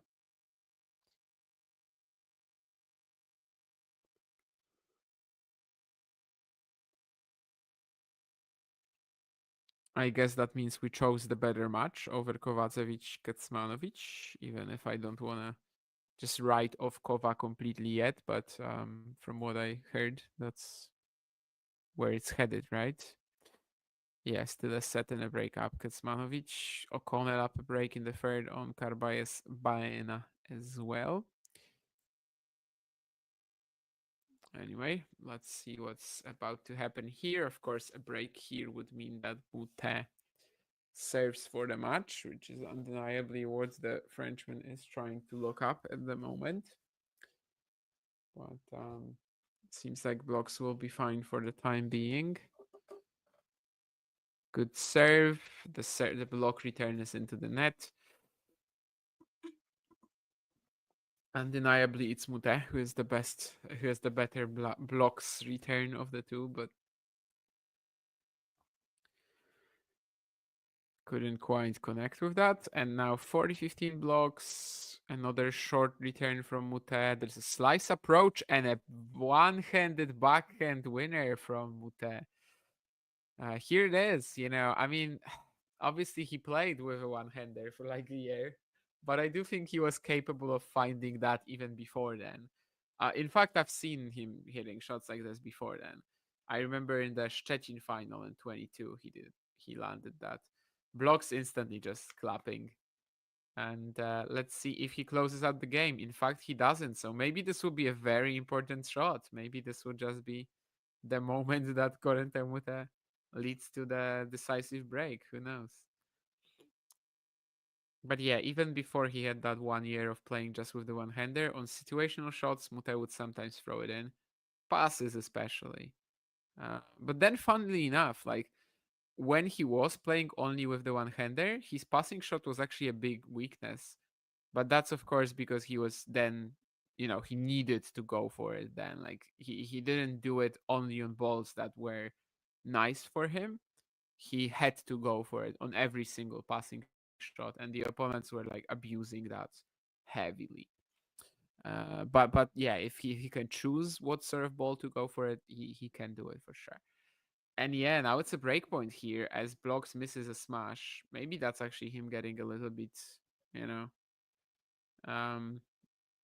wary by now. And it's a double fault. So yeah, that one-handed passing shot, that is what started the dominoes falling, and we will have Corentin Moutet serving for it.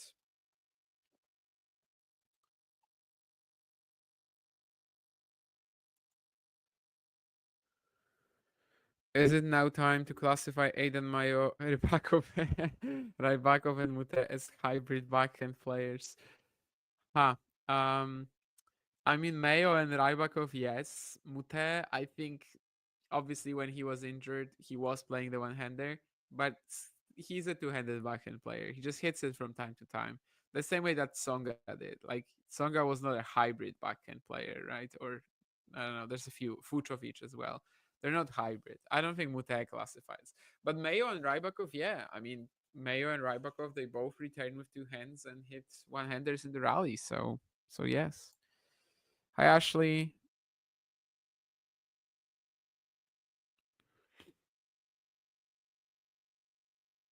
Would I ever date a woman who has no interest whatsoever in tennis, table tennis, or sports in general? Yes, I have before, and it was fine. I mean, obviously, some of that, even if there's no interest from her, because she is, with me, she will have to endure some of me just talking about tennis, table tennis, or whatever. But yes, my most, my longest relationship, my most serious relationship was with someone who was not interested in sports. So I do think it's possible. Yeah. But we also had some other common interests, not to, you know.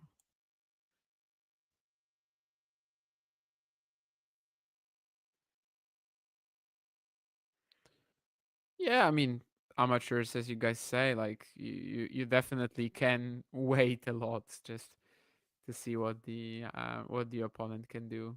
It's not as it's not as yeah, the pace of play is, needless to say, like 10 times slower. So you can definitely afford to wait in most cases. Our friend of the show, or rather part of the Talking Tennis crew, Vansh, I think, has arrived in Miami. I don't know if he's gonna be there for the Bublik Moutet encounter.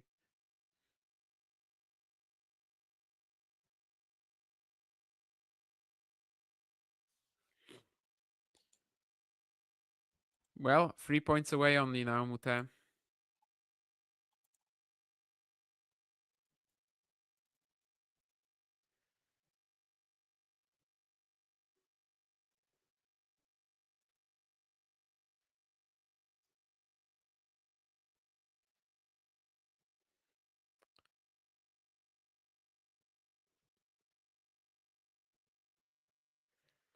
Now just 2 points away. Of course, another shot, another serve at the backhand corner.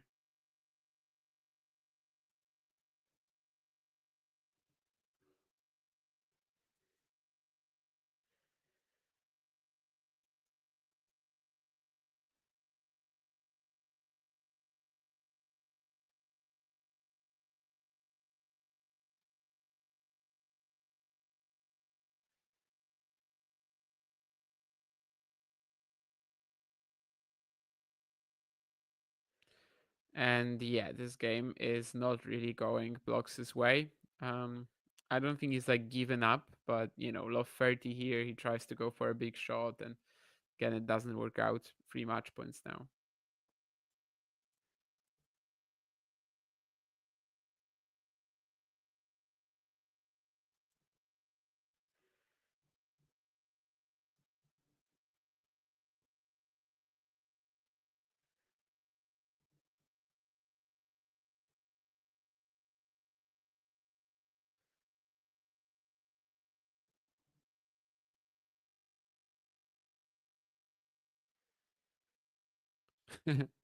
Moutet is like hitting himself on the head after getting this match. That's an interesting reaction.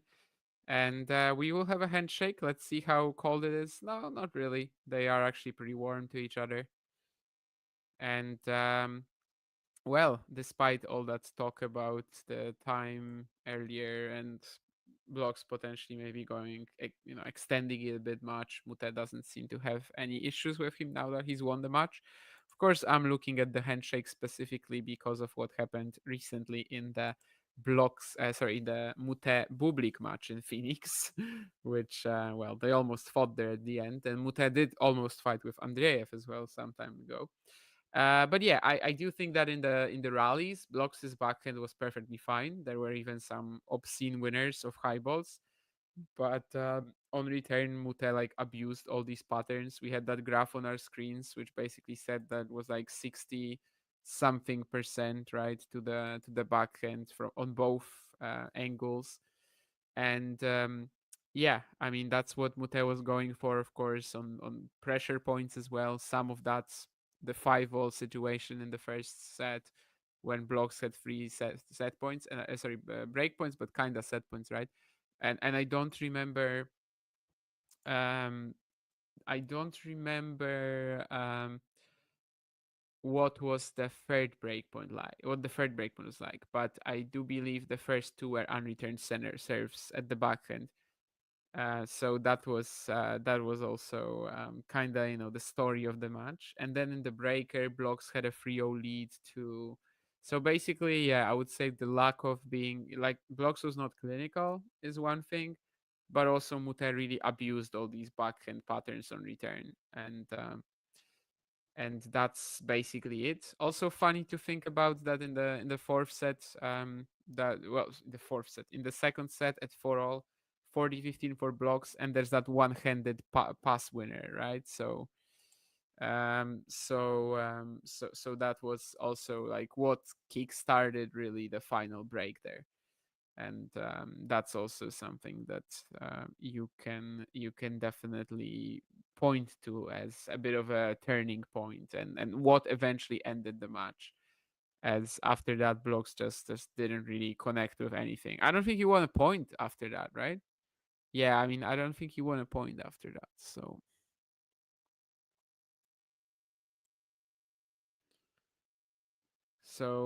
yeah, that's kind of the story of the match. Corentin Moutet moves on.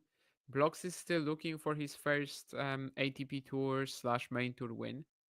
I don't think it's gonna be that long from here. Like for example, last year he was still a little bit, not ready for like the pace of someone like Rinderknecht when he was playing in Antwerp. I think this time he will be probably way better prepared in October, but of course it's a 250 event. He might get a tougher draw. But maybe he can do it from there. Of course, now the priority has to be to just keep gaining points, get into the top 100 sooner than later. But yeah, for now, it's probably still the best match he's played on the main tour. I would say it's just there haven't been many. I think the ATP tour he's only had Rinderknecht, and other than that, it's Davis Cup. So it's not really like a big sample size, but it might also signify some progress. But the chances there were definitely the chances were definitely there. But what can you do, right? I mean, at this point, he has to focus on returning to the challengers now, and yeah, breaking the top 100 sooner than later. Okay, let me see if there was anything else in the chat. Not great to watch, but still cannot believe you compared paddle to pickleball. It is much better than that to watch. Yeah, I don't know. I mean, as you know, I've because of me talking about it, clearly you probably remember that I only watched one paddle match in my life. And yeah, I just didn't enjoy it whatsoever. So I think both sports are pretty similar.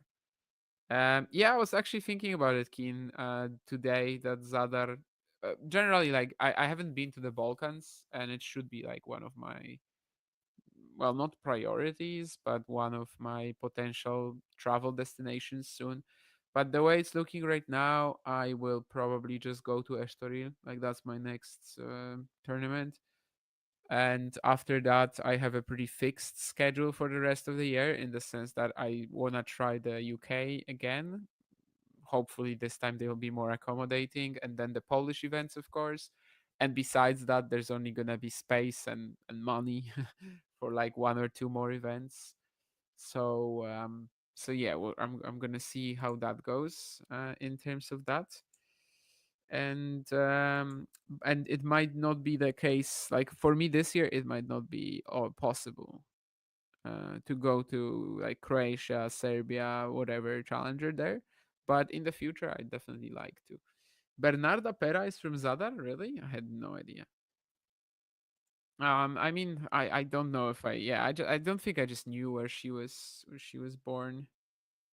Of course, I know that she has like some Balkan heritage, but ancestry maybe more. But yeah, I actually had no idea that she's from Zadar. I know some of these like interesting, like birthplaces for players, like Shapo or Denis Kudla, or I don't know, Kamnori as well, right? But no, Pera I was not aware of. She even played for Croatia up until January 2013. Okay, that's probably earlier than I ever watched her. But yeah, good to know. I think that the first time I watched her, she was definitely playing for the States already. I think they might be keen in the sense that I only applied for Surbiton, and this time I will probably only apply for the first event as well. But it's not Surbiton anymore, right? It's a different event. So I think they will be. Plus, last year it was Andy Murray's last tournament. Well, last time at the event, he didn't actually show up in the end, but you know what I mean. I think there would have been a lot of British applicants because of that. And now that Mari is out of the way, I think that yes, I'm expecting that, but I will not buy any like accommodation flights before I actually get the confirmation, because well, I didn't do that last year either, but like especially because of what happened last year, I think they probably will be, yes, and I do agree it was a disgrace. Yeah, I could have done something about it, like I could have kind of like complained about it on my profile and wrote to somebody on the Challenger Tour, which I think maybe I could have even like gotten in despite them not agreeing, but I just didn't feel like doing that. And if that happens again, I'm probably also gonna take a similar route, as in just ignore that. But yeah, I'm hopeful that this time will be different, and obviously I'd still like to see a grass court event up close. I've been to Halle, but you can't really call it up close, to be honest. It wasn't as media, it was as a fan, and we were just sitting like pretty high. It's not the same experience as a challenger, obviously, which is what kind of makes me gravitate towards these events.